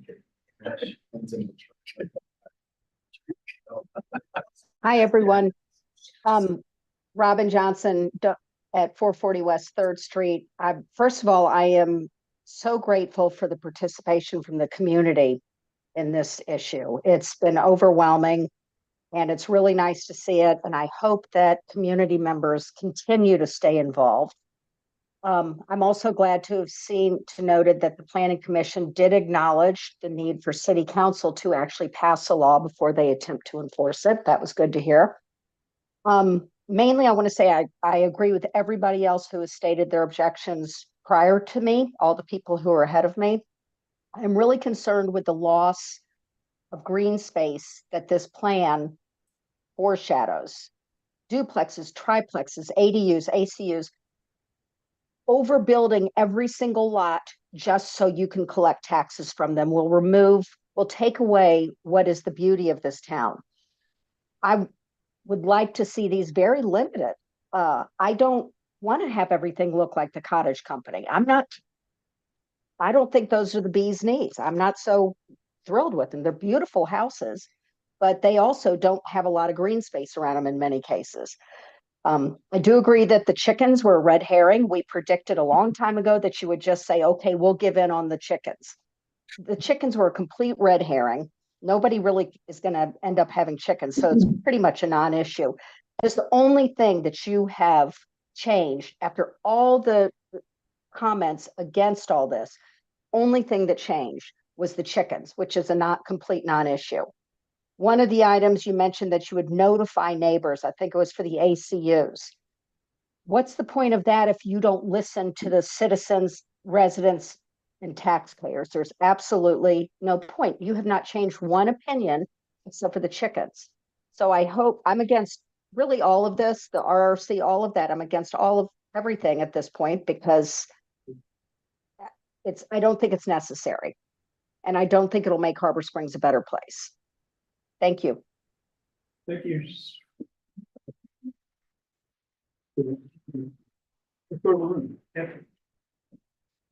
My name is James Cassidy, and my family lives at 493 Harrison. And we've been there 16 years in that property, and prior to that, for 4 years on 125 3rd Street. 3rd Street, beautiful little house next to the old Burley's Insurance Building there, and great walkable thing. Busier than heck when the mail trucks are coming 3 times a day and the beer trucks and all that, but that's part of it. So we walked a little out of town, bought something else. We love it. Kids are going to school. My daughter's been educated here. She's moved on. She's going to school in Wales. We love the community. What I fear here is the things we're proposing tonight are going to fundamentally change this town. And fundamentally change became a popular thing about 16 years ago in the presidential election, maybe 12 years ago. It's not working out so well for us across the country. When we start writing these changes into code, we must do it or we'll be sued. We can't stop the people when they show up and say, this is permissible. We're building a 3-story, 200 square foot first floor, second floor, third floor. And when that's allowed, we're going to find organizations from outside our shores and within our shores to come and change the face of this town. Beyond that, business is for business, pleasure is for pleasure, residential is for pleasure. This crazy notion of putting businesses in residential districts is just it's a fail from the beginning. Beyond that, we get into a situation where we're going to have to start hiring more people at the city to administer, enforce, monitor, license, etc. And when those don't succeed, I bet we're not going to lay those people off. We as taxpayers will have to bear the burden of finding something to do and pay those people who aren't inspecting the shoe repair business or the blacksmith foundry in the neighborhood or the tattoo parlor or whatever it is that opens. And flag properties, it's a great idea. I'm a real estate broker. Some days I'm more broker than I like to admit, but I do know a little bit about these things. You can go before any zoning board of appeals and say, this is what I'd like to do. It fits all the envelopes, it checks all the boxes. And you as a authority have the right to say, you know what, this makes sense for our people, our community, let's go with this. But when my mother taught us, let me make sure I get this right. Once you blot it, write it down, it cannot be allotted. It's there. And when we do this, we open up all these properties. Like you say, somebody comes in, the seller thinks the property's worth, say, 300,000, somebody pays them 400 because they've got a different land use intended. Scrape what's there, put up 2 new ones with a driveway that's common or shared offset, whatever the zone is. We just change the footprint. Yeah, okay, we got to wrap up. There's so many things in this. I mean, I don't know anything here that's good that we can't accomplish already. So I think this whole thing should be set aside. Thank you very much.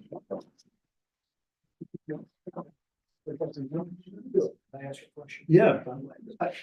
So you would have us take the zoning code from 9 years ago and write on it, same as, and send it into the state. Yeah. Yes. Same as. Tonight, Bob, you said there are a number of things that should remain the same. So I think they all should. I mean, the notion that we should align ourselves with the county, that's crazy. I have a home in Grosse Pointe. I started giving you the address. Okay. That's in Wayne County. The town of Wayne County, nobody wants to be like. We got some more ideas online. We'll be back in just a second. Victor, pick somebody. Kenny Stewart? Kenny Stewart. Hello, can you hear me? Yes, go ahead. Yeah, okay. My name is Kenny Stewart. I live at 30 Sayan Drive, which is in the northwest corner of town. It's the part of property that is turning residential and also, I believe, will be consumed in the agricultural overlay. And I'll take a counterpoint of view from several people that have spoken. I'm actually in favor of the vast majority of the things that are being proposed, and I thank the commission for their work. I am also not necessarily going to benefit personally from some of these changes, but I do recognize the value for the city. The reason I'd like to speak tonight is I want to emphasize something, and that is those of us that live in this northwest corner of town, I would submit that our lifestyle is slightly different. If you were to take let's say a compass or draw a radius from the center of town out to Hoyt, or the center of town out to the corner of the city that is north along Clark Street, you would see that the distance to town is shorter than where we live. We're in the farther location. There are no streetlights. Agricultural overlay is a good idea. I'm actually in favor of chickens. My neighbor had chickens. And my point is that our lifestyle by choice is to live slightly farther from the center of town and have more space. And if you look at the average size of the lots in that area, it's larger. With the exception of, I counted 3 properties that are along Peffer Drive. One of them, by the way, owns 2 lots. The vast majority of properties that far from the center of town are all larger. This is true even along Glen Street. So my request of the commission is, as you're working through this stuff, don't think of, can someone build a small house on a small lot, 560 in your minimal lot size. The answer to that should be yes. However, I would recommend that you go to the next step and change the residential neighborhood area that has the agricultural overlay to do one of 2 things. Either increase the average lot size to be more in line with the average in our part of town, or if you're hell-bent on having small houses on small lots as an option, allow that, but then also in our part of town, request a maximum population density to maintain some extra level of green space so that we can maintain our lifestyle. I walk farther to town and I'm fine with that. And the value of my property is based on the larger property size. Don't take 3rd Street and just lay it out here. And finally, I'll wrap up is, the market forces will determine what's get built. And I understand that, but your job is to make sure that the extremes that might damage the lifestyle of Harbor Springs are not permitted without sufficient constraints. So thank you very much for letting me speak. Thank you. In the room, only one Got a comment. question I'm here on sorry. the ADUs. You can only have one comment per We've had short-term person. rental problems in the past. How does this fit into that? Number one. Number two, making the city more walkable. And I saw something, so we would be less dependent on fossil fuels. So does that mean if this goes through, the next step is a wind farm in the bay or banning gas stoves in town? Thank you. You're laughing. My question is, one of the things about these 3-story buildings, you didn't really seem to address it tonight. Where are those? Well, I mean, I'm hearing that from different people that Okay. 3-story buildings are gonna be allowed on Main Street and on Bay. Is that, Let's see if we can come back to that.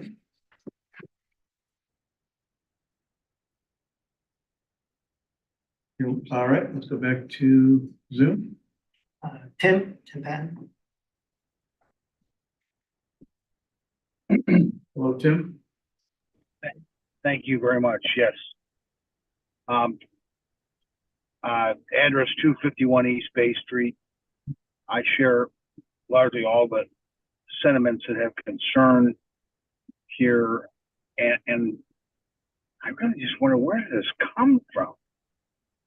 You know, it was it a specific person, or where did this initiative come from to so materially allow the opportunity to change Bay Street, which is, you know, notably maybe the most beautiful street in Harbor Springs, that has been the same character for, you know, 150 years. I don't know where this came from, but I agree with all the negative sentiments, and just, you know, maybe there's some slight changes to move it from from TR to something else, but to not allow the basic integrity and beauty that people walk up and down past my house and my neighbor's house and take pictures all summer long, and possibly allow there to be these multifamily, you know, more or less commercial, affordable housing. I just I can't begin to understand. And I wonder what the motivations were. Does anybody there want to own this suggestion? Who came up with this?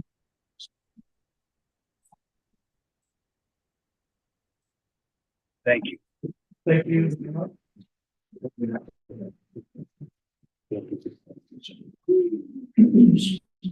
All right, it's Margaret's iPad. Hello, it's Maggie Lacey, 315 East 3rd Street. Thanks for giving me the time. You know, we're in Harbor Springs, and I really think that we can do better. I believe that we're taking a boilerplate from the state and implementing the zoning, all the strategies they want to have. And I remember when we did not take a grant for the marina to rebuild the harbor house, because we would have to have or give up a couple of slips to the state, and you'd have the state involved in what we were doing at the marina. And I feel that we are going to be going down the same path of down the RRC. I keep on hearing that we need the funding, they match us. Well, we're competing with the rest of the cities or towns within Michigan. And if you want to be different, supply and demand, I think Harbor Springs has a unique ability to be different and to get the increase of property value without going down these roads of condensed housing. And we talked about this 2 years ago when you all were not allowing those RRC meetings to be recorded until this was brought forward when we were campaigning and bringing it to light. And now here we are. You say that we had 4 years of talking about this, but really we haven't had that time. And I believe that you all have the responsibility to all of us to do a better job and take your own zoning and do your own initiative and bring it together. And in fact, I think that what you've done is created a path of least resistance to exploit these properties versus what we have. You know, you have to jump over a couple hoops. You know, a lot of things don't get biased this way. And now you're allowing to just open up the floodgates to a lot of changes. And I do agree with other people that have brought forward BlackRock, the people that can afford to come in here and make major changes. And I'm all for change, for positive change, but I believe that we can control this to maintain what this looks like and how we want to live. And what is wrong with a lot of us having 1 to 2 people in a home? I think you're making a very overt suggestion that that is wrong and what the trends are. Because if we wanted to change, we can make those changes. And if you wanted to buy property and put a small house on it, then all you have to do is have a special meeting and present the information. We haven't even allowed that for different developments. So I think we can have more of an open mind and have the community come together and bring this forward and do better than what we're trying to shove down because we are trying to follow what the county wants to do and what the state wants to do. So I believe that you have the capability of doing better for our community. Thank you.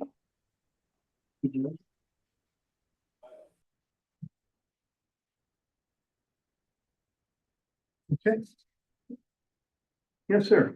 I'm Dawson Moore. I live at 7759 Marion Drive, just outside the city. I just wanted to say that I generally support the work you've done here, and I recognize that you are following the master plan as you're guided to do so, and that the master plan was approved by the city council, who was voted in by all the people that live here. And I want to comment on the tone of some of these other comments. It's about these people and being concerned about the types of people that might want smaller housing. My kids are sixth generation in this town, and I'm wondering like who is gonna go to school with them, or if they want to live here when they grow up, will they be able to get a house here? Who will go to school with their kids in the future? I think the answer to who these types of people would be moving in is people like me, young families, nurses, police officers. I'm pretty disappointed with some of the tone of these comments. Yeah, generally supportive. I think you guys have done a lot of hard work, and it's, I think you're on the right path. Thank you very much. Yes, sir. Wayne Avis, 476 4th Street. I've been here since 1988, 89. Watched the town change quite a bit. I was the first trunk slammer to be on 4th Street. And now I'm one of the few local residents that's there all the time. We have 4 or 5, but that's about it. My main comment is this. You guys have spent probably 100 hours going over this. I spent 5 hours in the last meeting and this meeting listening to you. And I don't know why you're doing what you're doing. And I look at the change they're proposing, and I don't see the benefit of having commercial in my neighborhood. It's not going to work. It's too small of a street. There's curbside parking on one side of the street. You just don't have room to have people come as customers, whether it's a tea shop we talked about last weekend or what.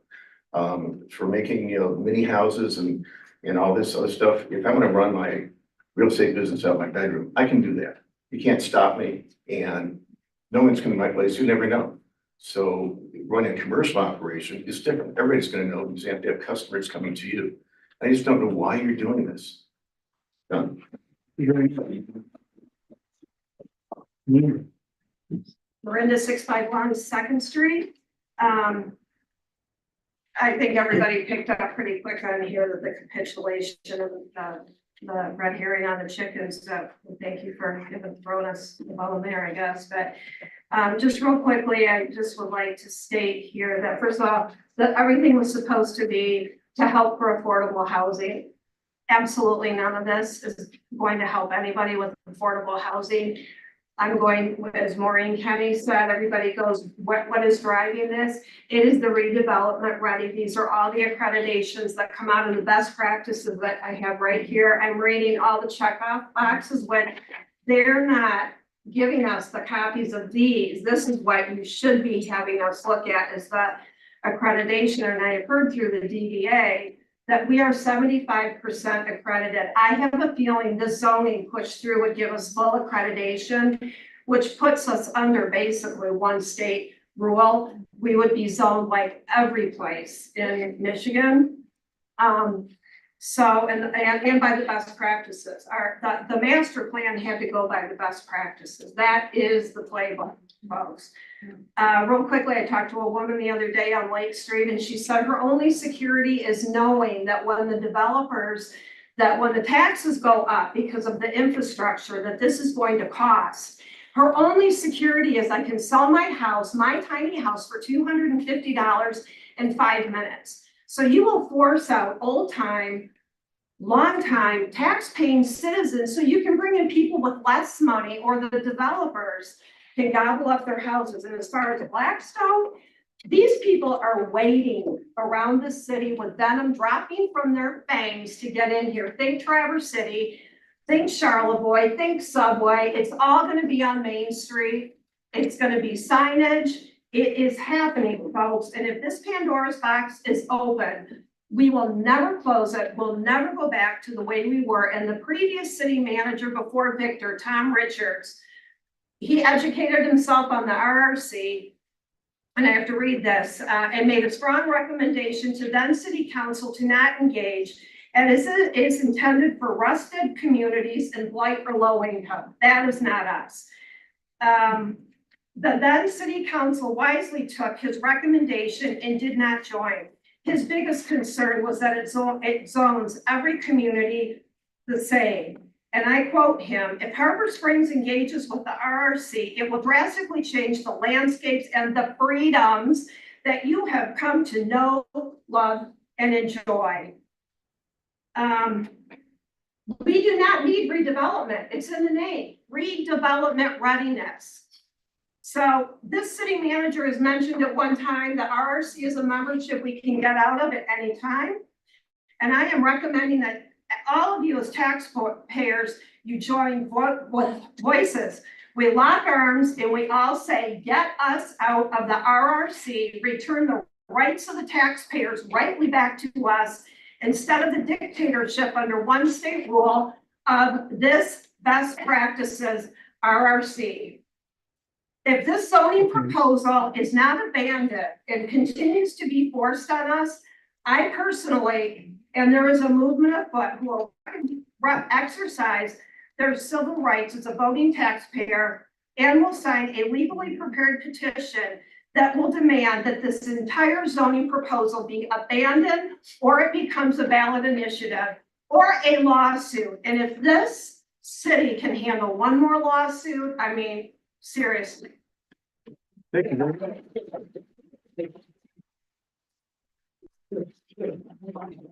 Okay, Carmen, 2174 Gulfview up in Birchwood. I have just one question. We're looking to change this whole town, and that's what I see. And that's what I see here. We have 2 police officers in here. Are you kidding me? What do you think is going to happen? We are Harbor Springs.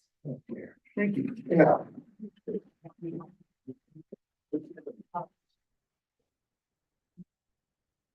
But we don't want them to live here. That's what you're saying in the back of the. Natural law. We don't.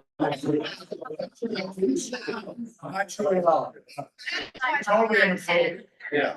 Okay, let's bring it back. Let's hear from Wendy one more time, then we'll wrap up. Wendy Reed, 539 East Brook Drive. Can you speak up louder? Sorry, Wendy, we couldn't hear you. Wendy Reed, 539 East Brook Drive. I'm wondering who you're doing this for. None of us have requested any of this. 24 homeowner taxpayers took the time to attend this meeting a week ago. My memory is almost 100% spoke out against ACUs and chickens. You gave up chickens, but you just voted 7-1 to overrule all of us who outnumbered you, who took the time to come here on the ACU. And suspicious that you are indeed doing this for that RRC designation. You aren't listening to us and you aren't working for us. We aren't like any other place in the world. We don't want to change Harbor Springs. We like it just the way it is. We're special, we're blessed to be here, and we know it. I support 100% the comments of every single person who spoke before me. Thank you. Thank you. All right, let's bring this together. All right, people in favor of closing public comment? Aye. All right. Tough choice. Bill, can I tackle the RRC? Sure, you better. I have 2 questions for the planning commission. Have I or any of our staff at City Hall ever told you we must do something in the zoning code to bring us RRC certified? All right, second question. If if the city was not in the RRC program, would it affect your stance on the zoning regulations that are behind? So that's not driving this. It can be written any way. Yeah, I believe- You know what? Okay, Your time's done, it's up. yeah, we up to us. gotta bring it back to the planning commission here. All right, are there some things you've heard that, we'd like to address together? Well, I think clearly we have to go further into the accessory commercial unit. When we had the conversation earlier, I was of the understanding that the significantly slimmed down list of allowable occupations were things that were already currently allowed in the house. And I may be misunderstanding this. So that's why I voted in approval for that particular item, because I felt that if we were going to move them out of something that was already allowed in the house into the backyard, then that would be appropriate to come before this group as a special land use permit to get approval. I thought that was a enhanced level of scrutiny. So if I misunderstood something we talked about earlier, I'd certainly like to explore that further before we move forward. You'd like to bring ADUs, ACUs back up for discussion? Correct.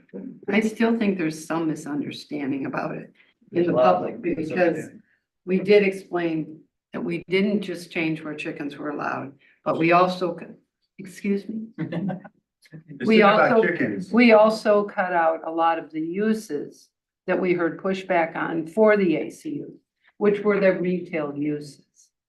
And we cut out almost half the uses that we had proposed. So I do take a little offense when people say we didn't do anything else, because we did. The concerns we heard were about parking, lots of people coming.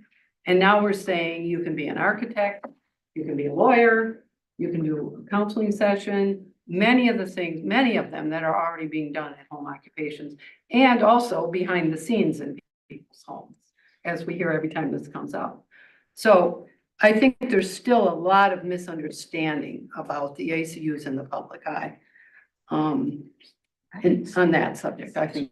Tony didn't have a handle on it. It's part of your committee. Yeah. It's in the final draft, though, so it is. See, are there any other easy questions or facts that we can put up? Jeff, did you hear anything that? There was one, somebody in the audience had a question about accessory dwelling units and their maximum height requirements. In the existing code, it's listed that accessory dwelling units or accessory buildings are limited to 2 stories and 25 feet in height. And that is a standard that we kept and brought over from the old code to the new code.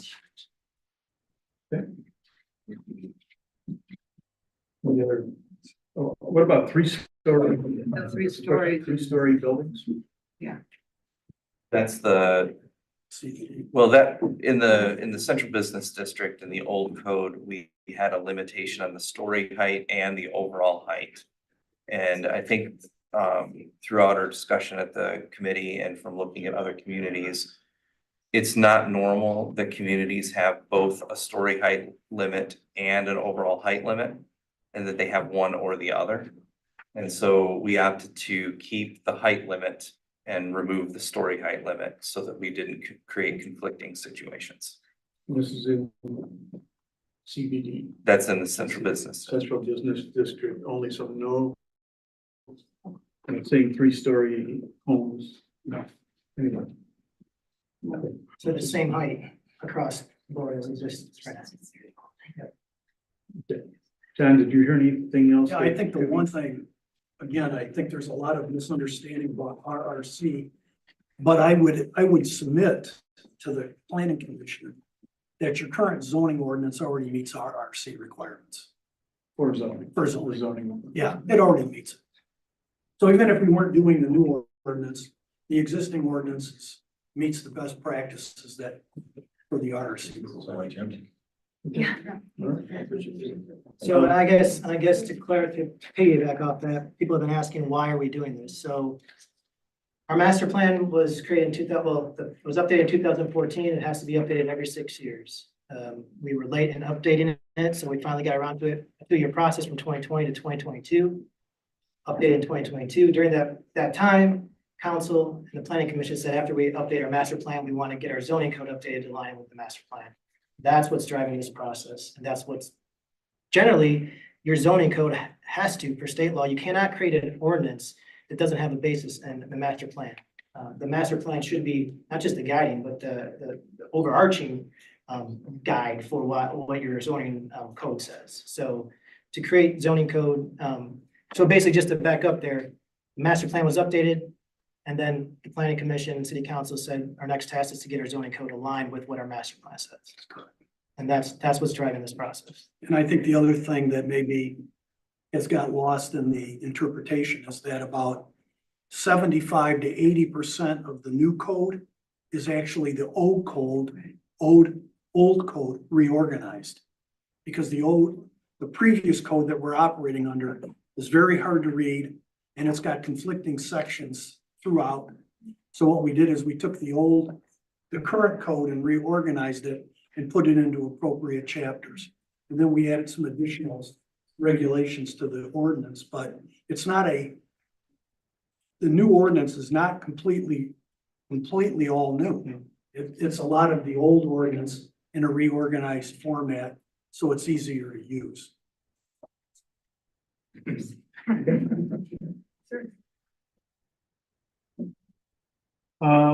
Back to ACUs.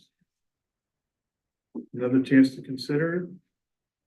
The big concern seems to be that it's gonna be hurting downtown businesses. And one of the changes we made from the last meeting to this one was we eliminated retail except for people like hairdressers that sell hairdressing products.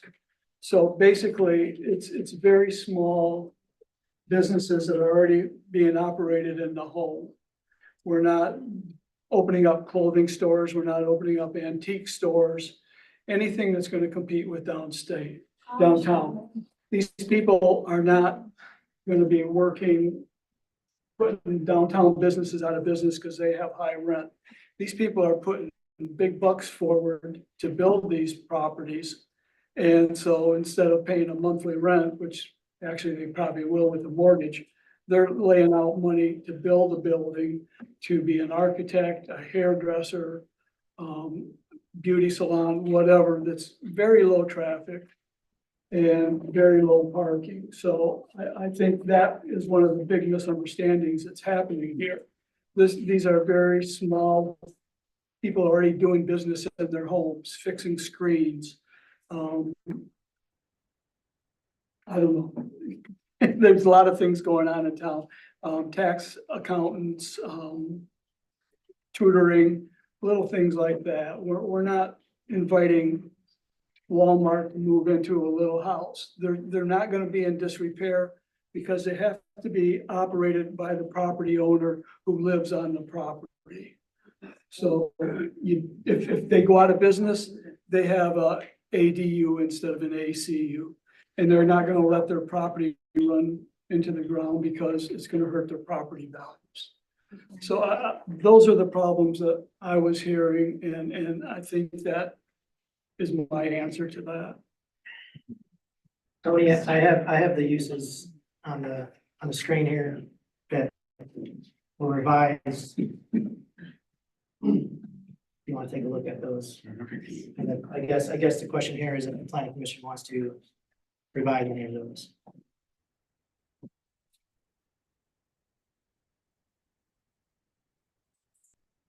And what of those are allowable today as a home occupation? Home occupation, I don't think that we specify a list of uses. We have 5 or 6 criteria that we say that home occupations have to meet. And it's not specific to the use. So for instance, one of them is that there can be no employees other than family members for the home occupation. That another criteria is that all of the activity for the home occupation must be carried out inside of the building. Things like that. And it basically kind of restricts, I think there's another limitation on the percentage of the home. Yeah, and no exterior signage.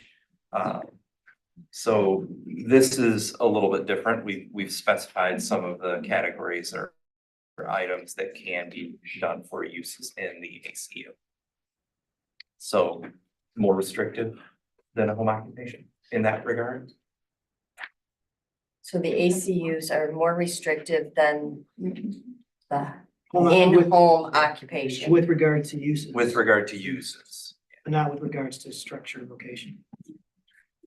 I think the other, Mr. Chair, I think the other nuance for this is that now that we've taken retail out, you know, Jeff and I have talked about it, is that you currently have some of these uses already going on in your guest quarters. Okay, because people are building them, they're building them with offices. So like I said, this is just kind of evolved, but some of these uses are already being conducted in the community. So the bottom line is, if you filter, if you take away more uses out of the ACU category, probably the next step would be that you just leave the ADUs the way they are, and the guest quarters the way they are, and allow people that can continue putting an office in like they have been in the past.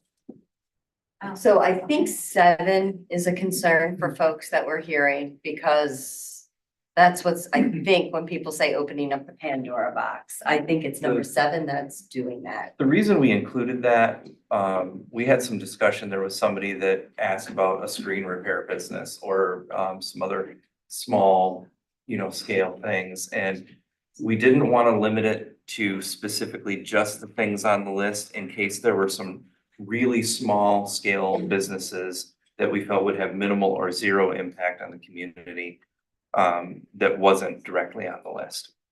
And that section we're referencing is the home occupation section. Good example is, a good example is under professional services, you list, you know, several, but you don't list a lot of other professional services such as lawyer or other ones that might be a similar use to what's allowed in there. So the idea is you can't possibly think of every single use of this or lower intensity that might be out there, you know, so.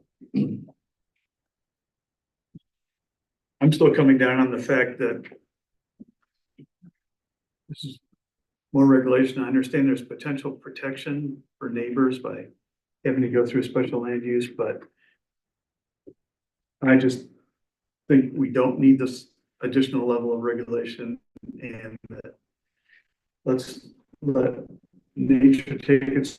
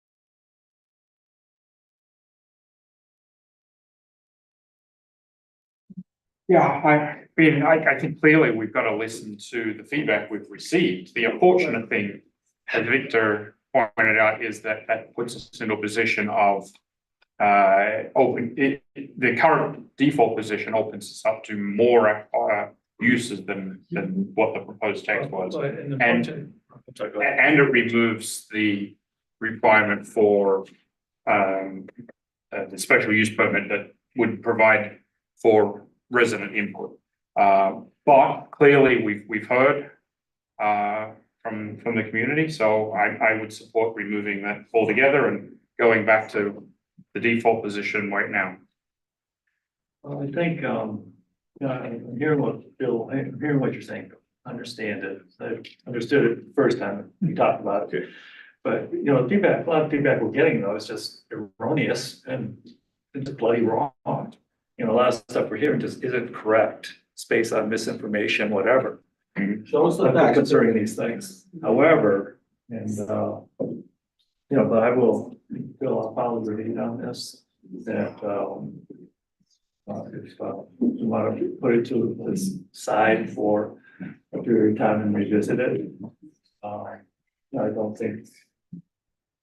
I'm only doing it because I think, you know, I'll follow your wisdom on this, not because of what I heard.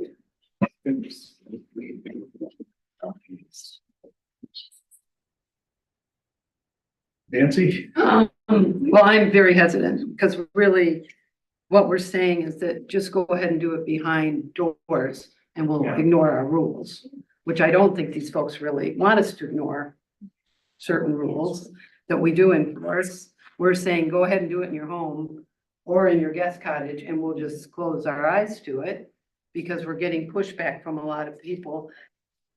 A very small number in terms of our voting residents, which are about 1,200. We need to keep that in mind. I also am struggling with letting it go because we are mandated to plan for the future. Okay, and we're just reacting to some folks that have some concerns about it, which I am hearing those concerns. But I think as a planning commission, we need to think a little bit beyond those vocal concerns that we're hearing. Because we truly are saying to the community, just go ahead and do it. And we'll just let you break the rules of doing business in your home.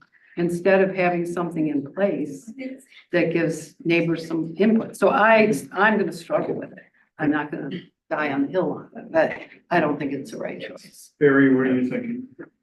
Yeah, but I agree. I think there's just a lot of misinformation that's unfortunately swaying the public to a certain way. And I agree that I think the one good thing out of getting rid of ACUs is the signage. I don't necessarily agree with the signage.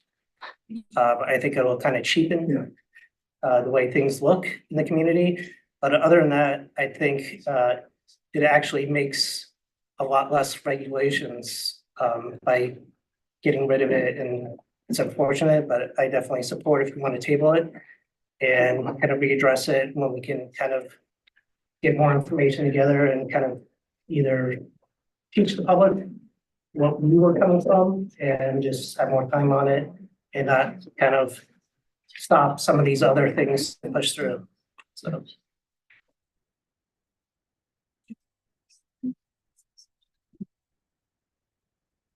I think Nancy's right that we need to plan for the future. And I think it's wrong to give in to a vocal minority. A lot of misinformation is out there. We've been trying to clarify it tonight, but people have made up their minds and are not willing to negotiate and are being closed-minded about it. And so I'd rather keep it in, just to make a stand for the majority of people that aren't complaining and that maybe could benefit from this. Okay. Bob, where do you come out on this one now? Postpone. Put it on the agenda, okay. Was that a yes or no? I'm sorry? Was that a yes or a no? That was to put it on the table, postpone. That was my position as well. Mark, you say Table it. table. Vanessa? Table. Okay. We have a new consensus on ACUs, and that's to remove those from the recommendation. And we can come back and revisit it in a year or not. Listen to community feedback about how home occupations are going, and then decide there. All right, so what else did you hear that you'd like to talk about at this point? You are gonna meet with the TR1 people? Yes, if they'd like to. I think it's a good idea. Yeah. Yeah. There was another comment someone in the audience had regarding residential treatment centers. Yes. And I just What are wanted, those? well, so we do have, and I hope I'm getting their concern correctly, but we have some sections here for permitted uses related to various forms of adult care facilities. And I just want to remind everybody that those were requirements from the state. We are not permitted to, correct me if I'm wrong, John. We're not permitted to exclude those. We have to permit them. And that was a fairly recent legislative change at the state level. So that's why we have added those and created districts where they are permitted, and we have a couple of where they're not. And it has nothing to do with the RRC. Correct. It has to do with a state mandate Correct. that in your zoning code, you have to issue those. You have to allow them. Okay, let's talk about the perception that something in here is gonna make it too crowded. And just in terms of the facts, we did used to have 300 more residents than we do today. And that was in the year 2000 census. And the census doesn't have anything to do with who votes where, it just has to do with like who mostly lives in this home on April 1st of that year. So we really did have 300 more residents than we used to today. Why that is, we don't know. It could be decreasing family size. It could be more homes changing over to seasonal use, could be any number of things. So that's just a data point that we've been working with when we're talking about, what would it take to get back to 300 people? It's not a mandate. We're not setting that as a goal, but it's just a data point that we've been looking at to think, how it used to be. And, did it feel crowded then? So no action required. And just want to emphasize again that the city would not be asking anybody to create a new lot or to build a particular type of house. Could I pick one person in the audience to tell me what they hear in these recommendations that would make Harbor Springs overcrowded and destroy the fabric of our community?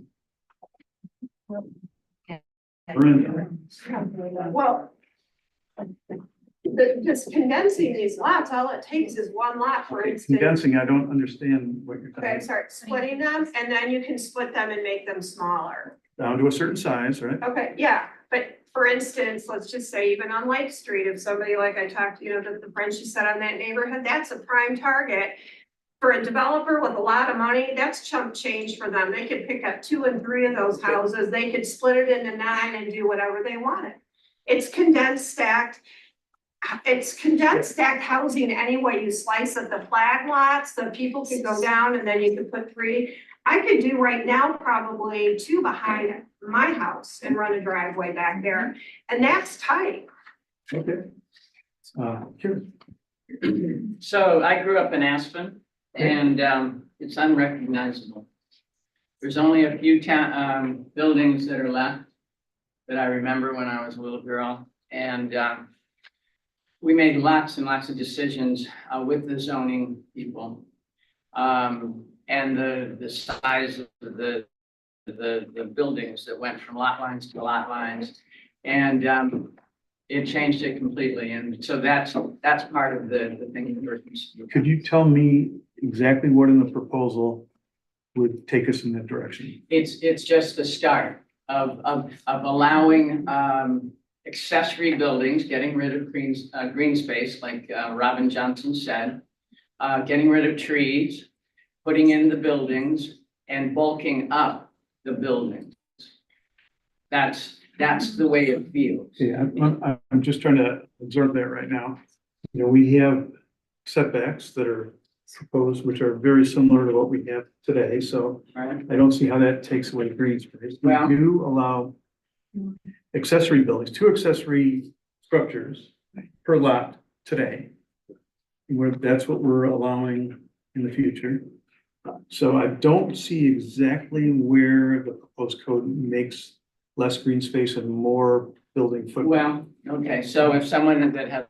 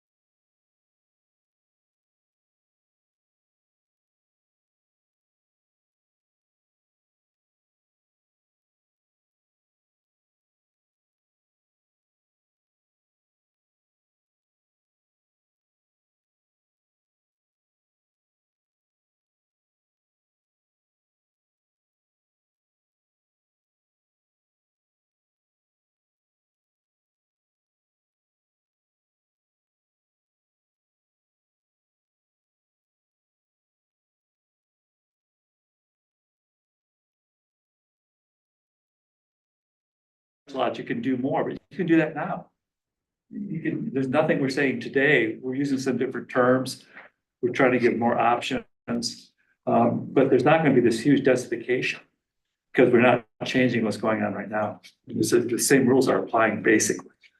Excuse me, did you just say that only 40% of the lot could have to be developed? Yeah. Or have a driveway or a garage or a house on, that 60% needs to remain green?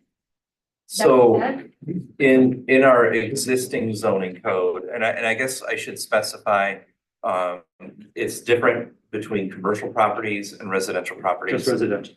For residential, when we look at lot coverage, we're looking at any structures. So we're looking at the house itself, any accessory buildings, sheds, garages, things like that. We don't necessarily look at driveways when we're talking about lot coverage. The existing zoning code has a limitation of 35 to 40% maximum coverage. The new zoning code is 40% lot coverage, so it really hasn't changed. Okay, you need to come on our street. So Those are existing houses, Michelle. No, this was brand new house that was put up. Okay. And our house was on the property line. The lot next to it was allowed to be split. So I know what you're the talking new about. house that was put up is 8 feet away from our existing structure. And guess what happened? That whole side of the house, our house, the foundation crumbled and caved and is being repaired right now. Okay, so that's under the existing zoning. It's not perfect apparently. No? And it also doesn't count driveways, just, I heard you say that, in that calculation. But you got that So- whole, it's 8 feet away from our house. 8 That's, feet, that's not the current 15. zoning code that. But you're arguing this is no change from the current. I think we need So to which is clarify it? the situation that she's referring to. Okay. The new home that was constructed completely meets the zoning code requirements. They are meeting their 8-foot side yard setback. They are 8 feet from their property line, which is appropriate, and that's what zoning permits. So that property that was built is not violating zoning in any way. And that's the existing code again. Let me, bring up the issue of duplexes. So It's 8 feet from the property line. Michelle's house doesn't comply with zoning. Her house is too close to the property line. It's in, I understand that. Right? Someone upset about that, you know, like. It was there first. Yeah, we got some more. So let me ask you about duplexes. Is that why we say Harbor Springs would get too crowded? Because people would build so many duplexes, they'd be so popular. Because we don't have any. There's not much basis to see that prediction. So I'd like to hear more about that. Well, speak to that, and then why do we want quads and triplexes if people aren't gonna build them? Because that to me feels dense. Okay. If I could have a single family home on a lot next to me versus a quad Oh, yeah. with 4 families, average family has 4 Okay, cars. let's clarify the quad. Where can that be built? Only in the multiple family. Only in the Okay, multiple so family. give me a minute. Triplexes, can those Yep. be built next to me? Okay. So 3 families, with each 2 cars on average, and then you have guests, And they have kids come up with Gus, I know what that feels like. I always have to park them down in the baseball area. And then they have dogs, I mean, all that density. That is just movement, that's noise, that's density, that's feeling crowded, and I think that's maybe what we're talking about. Okay, good. Thank you very much for that. So, duplex, let's just keep it to a duplex right now, would have to meet exactly the same specifications as a single family home that would be built next to you today. Right? I mean, same height, same setbacks, same box envelope. And if a single family home was built next to me, I don't get a say over how many people move in there. You know, if it's a family of one or a family of three or a family of five, I don't get to say, nope, that's too many people over there, hold it. So, you know, that was the rationale why we didn't feel a duplex or a triplex would be that overwhelming. So talk to me about that and tell me your feelings on it. If you're interested in having just a problem solving Okay, well, dialogue. I'm sorry that I don't have the floor, but I mean, I think that's being a little unrealistic, no disrespect, but Yeah. we were just told that all of our houses have fewer people in them now. So I don't think that's realistic. That it's gonna be a family of. I'm sorry, I didn't follow that. What are you saying? You disagree that our homes, our households have I'm fewer going people? by your stats, so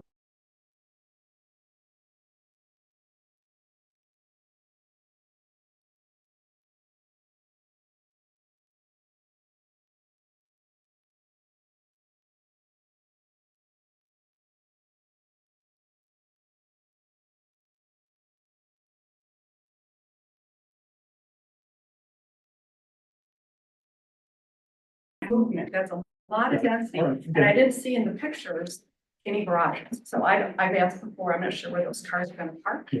And Yeah, I'm you not don't have to, sure- you wouldn't have to build a garage just as you don't today. So where are the cars gonna park? Those are my So concerns. there's no parking lot on Pine Street, there's no parking lot on Boyd, there's a lot of streets that you can't park on the street, so where do they park? There's a regulation and the regulation is that they have to provide parking for X number of vehicles per structure. You know, For dwelling. so whoever builds a thing has to figure this out in advance. You know, we can't park on the streets overnight in the winter for 4 or 5 months. So if you're gonna build one of these things, you need to figure out the parking and it has to be enough. You know, we set some specs. So, Yeah, the triplex is a better land use. yeah, triplex. And again, you know, the triplex, if one were to try to build one, you have to meet the same requirements as if it were a single family house as far as setbacks, area coverage, and all of that. So unless you have an exceptionally large lot, you're just physically, it's not possible. Yep. Why can't we just pull that off the table and come before the board and get a variance? Yeah. Yeah. Well, that's essentially what it is for a triplex. Yeah, the triplex that You need requires. a It's already there. special land use. It's special land use. Well, let me ask the planning commission. Do we feel triplexes would be so beneficial that they have to be in it? I think they need to be left in as a special land use. Because we've talked this through with the parking requirement. Yeah. And the same footprint as a single family home. You know, we've talked about all that and put some special safeguards into that. And I think duplexes are perfectly appropriate. The duplexes on Main Street, most of them you can't even tell they're duplexes. You know, you really can't. And I don't feel that there's any more people in those duplexes than there is on a very large, single family home down there. The numbers of people don't necessarily go, because the space in each duplex is gonna be smaller than the space in the single family house. So you might have 2 bedrooms in each duplex, but you might have 4 bedrooms in the big house. So it accommodates the same number of people, basically. So I think we should leave the triplexes in. I do not think we'll see very many of them, and they are special land use, which is a lot of hoops to jump through. And I think duplexes are perfectly appropriate. And- Triplex, still in favor of triplex, see, as a special land use. Yes. Yeah. All right. So now the question is next steps. And there's a couple things we could do. Number one, we could vote on this tonight, see if we're feeling confident to pass this through to to city council. And again, their schedule is their own. They can decide when or whether to do this or not. And take action, have a public hearing, not have a public hearing, but certainly take public comments. Or if you're not ready to make a motion, that's fine. How do we handle the TR laws? It's the TR that's really hanging out okay. there. Yeah. And with those folks not being talked to, we would have to put a contingency on our motion and The way you can I'm- handle that I'm is okay with to recommend that, we discuss that with those property owners and make a recommendation to council. On top of what recommendation you make. Yeah. For this. I would agree with that. I think that should be part of a public forum like the rest of it.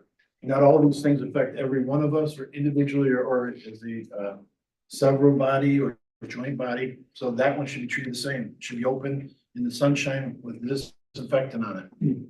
Yeah, the offer wasn't to negotiate a solution or a change. The offer was Just to for discuss it. discuss it and to learn about the implications. We're not negotiating here tonight with you. We're discussing. And we should have the same voice because it impacts our community.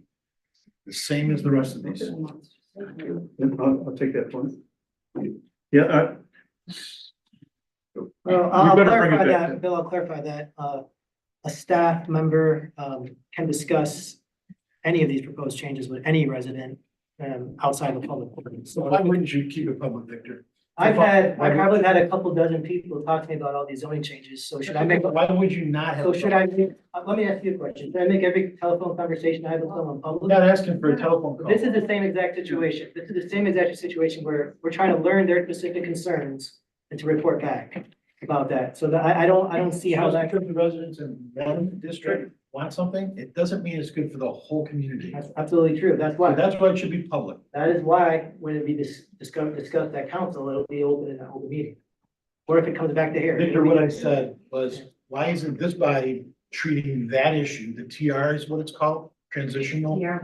Why are they treating that differently than the rest of these? That should be in public, just like the rest of these proposals tonight. I don't believe Not it. if you do it in public, Victor. You can't have both sides of the road. Private. yeah, I hear you. So, the offer that I was envisioning was just like we do for any resident, come in, let's answer some questions, let's examine the tables and compare perhaps, the uses in each district, old and new, and that's it. And then, nothing would be decided, nothing can be enacted without a public meeting. So one of the things we could do is delay for a couple weeks, get us, have a meeting, talk about that, and then bring back whatever resolution or non-resolution there is. Or we could make a motion tonight and make it contingent on having that conversation, then deciding something. in public. I just don't know why you wouldn't make it a motion. It's gonna That's a come. motion, that if we were to make a motion, part of that motion would be that it could be amended. It can always be amended, right? Yeah, Council can- because whatever, the city council, they're gonna have their own review, their own process. So we can add on to a motion that, some, the proper wording, whatever we have to use, just so we can get this to the city council, so they can start their process. I was waiting another 2 weeks, I'm gonna change it. And it would be in a public meeting at city council. Yeah, I sure. mean, But it's not in a public meeting in this forum. Why not do it now? what? So I don't- postpone and invite them 2 weeks from now, a week from now, a month from now. Justice and democracy is not supposed to be fast in the middle of the night. It's supposed to be slow in the open. Democracy dies in the dark. Good point. Yeah. All right, That's not misinformation. That's right, and I'm not stupid. We're not confused. okay, I feel like- we got it, folks. Thank you, point taken. Wait. Now, let's talk about what to do. No, ma'am, I'm sorry, we gotta close out public comments, and we gotta decide next steps here, because we've all kept you here very late tonight. All right, planning commission, what is your preference about how to proceed? I am hesitant to have a vote to move forward until we resolve this issue on Bay Street with the TR. I think that is something that it's something that was not, you know, I'm not gonna say I didn't know about it, but it wasn't. The opinions were clear to me before. We certainly heard those tonight. I would like to have some resolution on that before I support the motion moving forward.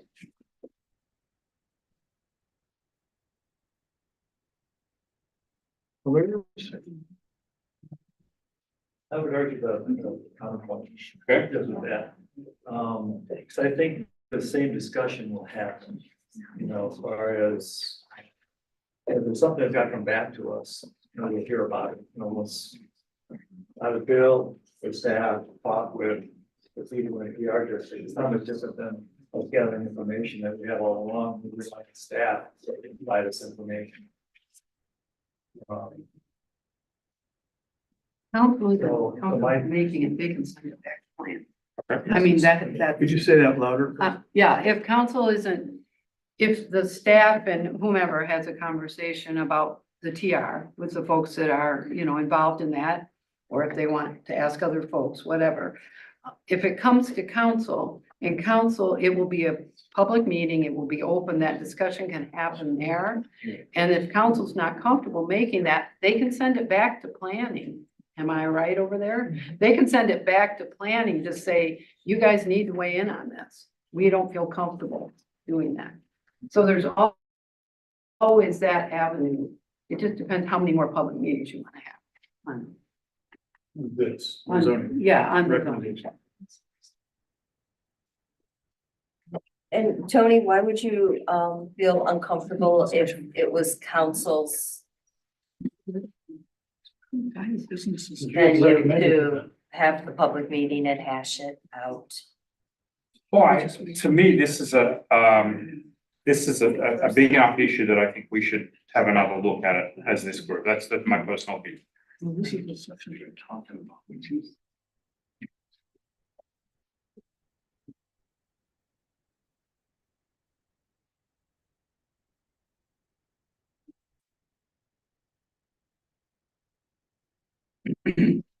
Well, one way to find out is somebody could make a motion. And see if there's a second and if there's support for it.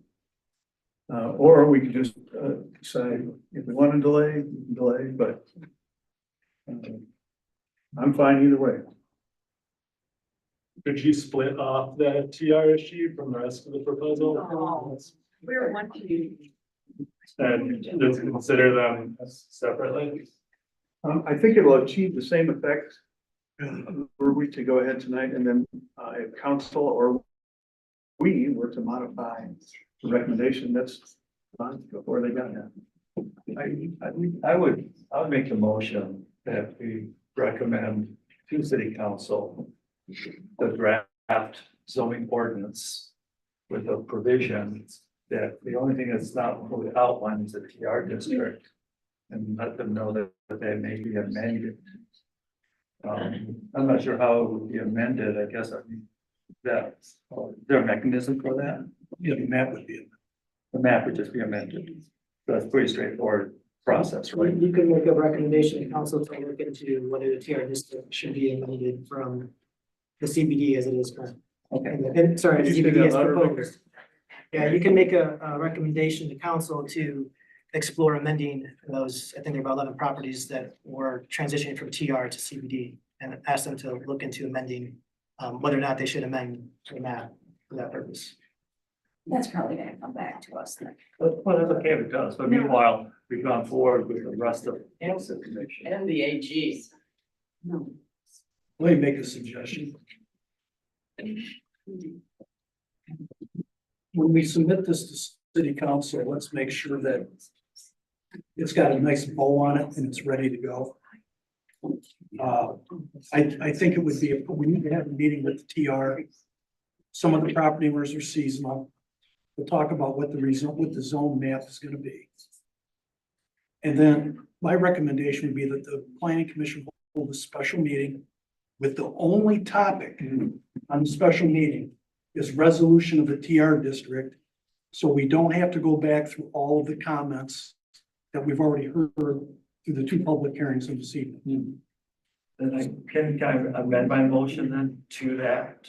That we essentially would vote that everything that we talked about tonight is we're in agreement with.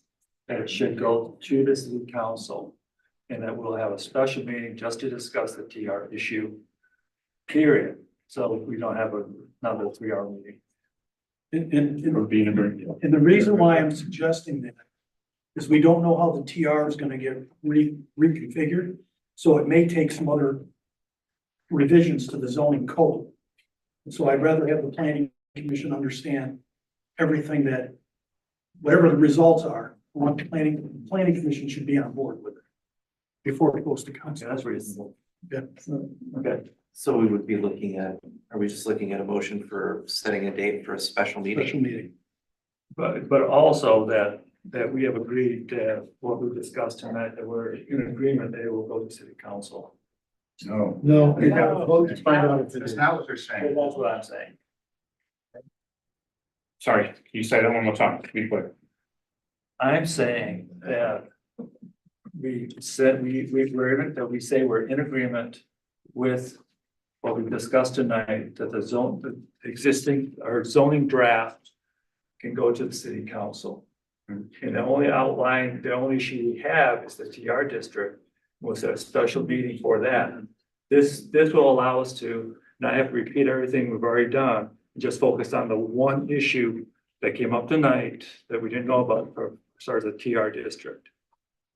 And that way, we're done with the majority of it, and then the city council can do their work on it. John made the recommendation that we. Mark, I think where I'm going with this is that it's kind of getting this, it's incorporating what you want to do, but in a more definitive way, is that there would be a motion to hold a special meeting with the purpose of only So not, discussing the TR district, no further amendments. Basically, what you did tonight will get revised, okay? The only outstanding issue is the TR. We don't know how that's gonna play out. So the special meeting would only be to discuss the resolution of the TR district, no other business. so then at that meeting, And at that that's when meeting, you wrap the whole thing. you wrap the whole thing up. So there's no other discussion. There's no other So discussion. that's what I want to avoid. There's no other discussion. He doesn't I'm good with want- that. You he okay with doesn't that? want Good to with that. sit. All right. Okay. All right, we have I'll a amend my- motion. I'll amend my We should- motion. We need to set a special. We should determine the date that that special meeting would occur on. Right. So I propose 2 weeks from tonight. Whatever that date is. The 7th? If that's, when we can have the most people in attendance. Or 7th? 5:30 here at City Hall. You good? I'm good. Everybody I good am. with that meeting? Yeah, pretty sure. Yes, I've already missed enough of my children's lives. All right, let me restate the motion. We have a motion on the table to hold a special meeting only on the TR question. And that meeting would be 2 weeks from tonight. I think it's like And the AD that you took out, 7, No. at 5:30 here at City Hall.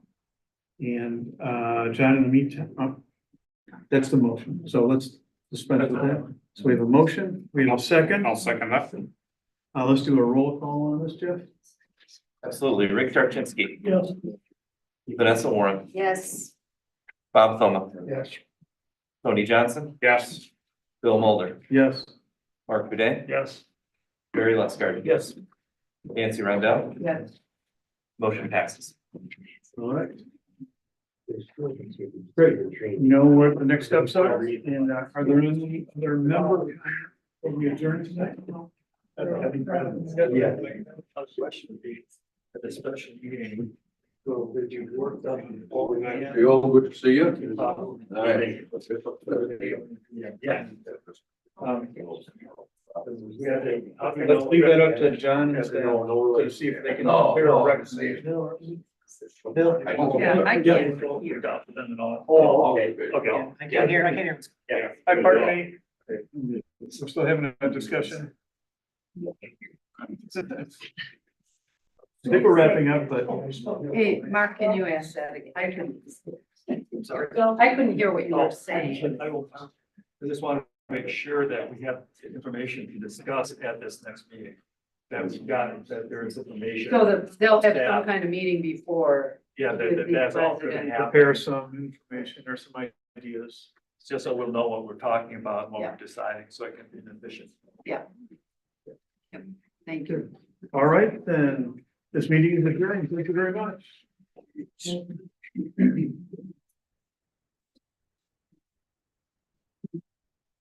We need.